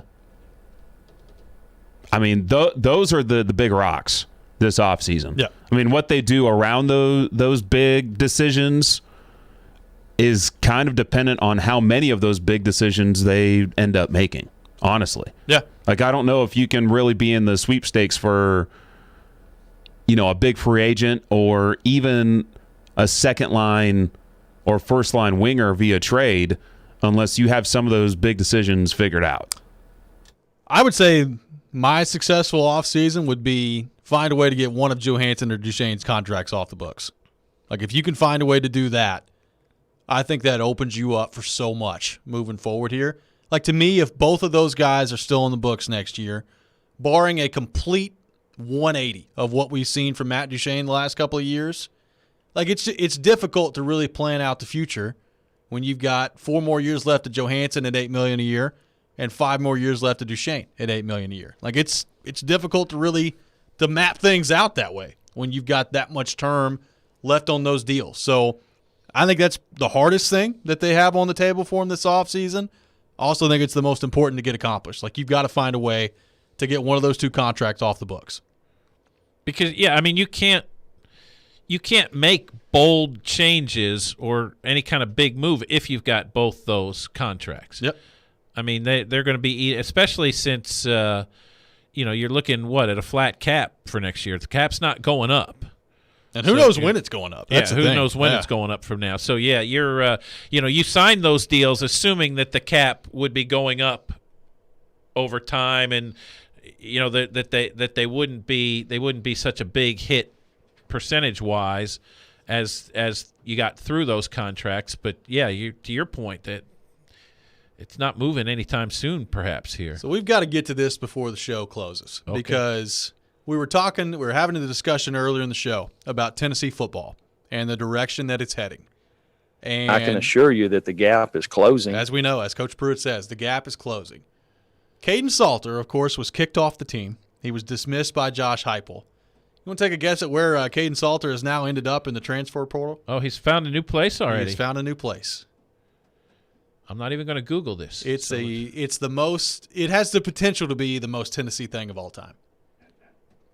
He is at Liberty with Hugh Freeze. Is that right? Can you imagine if Hugh Freeze, who Vols fans fell in love with the second half of last year, they wanted Hugh Freeze to come and be the coach of Tennessee so badly. Lots of Vols fans loved him some Hugh Freeze.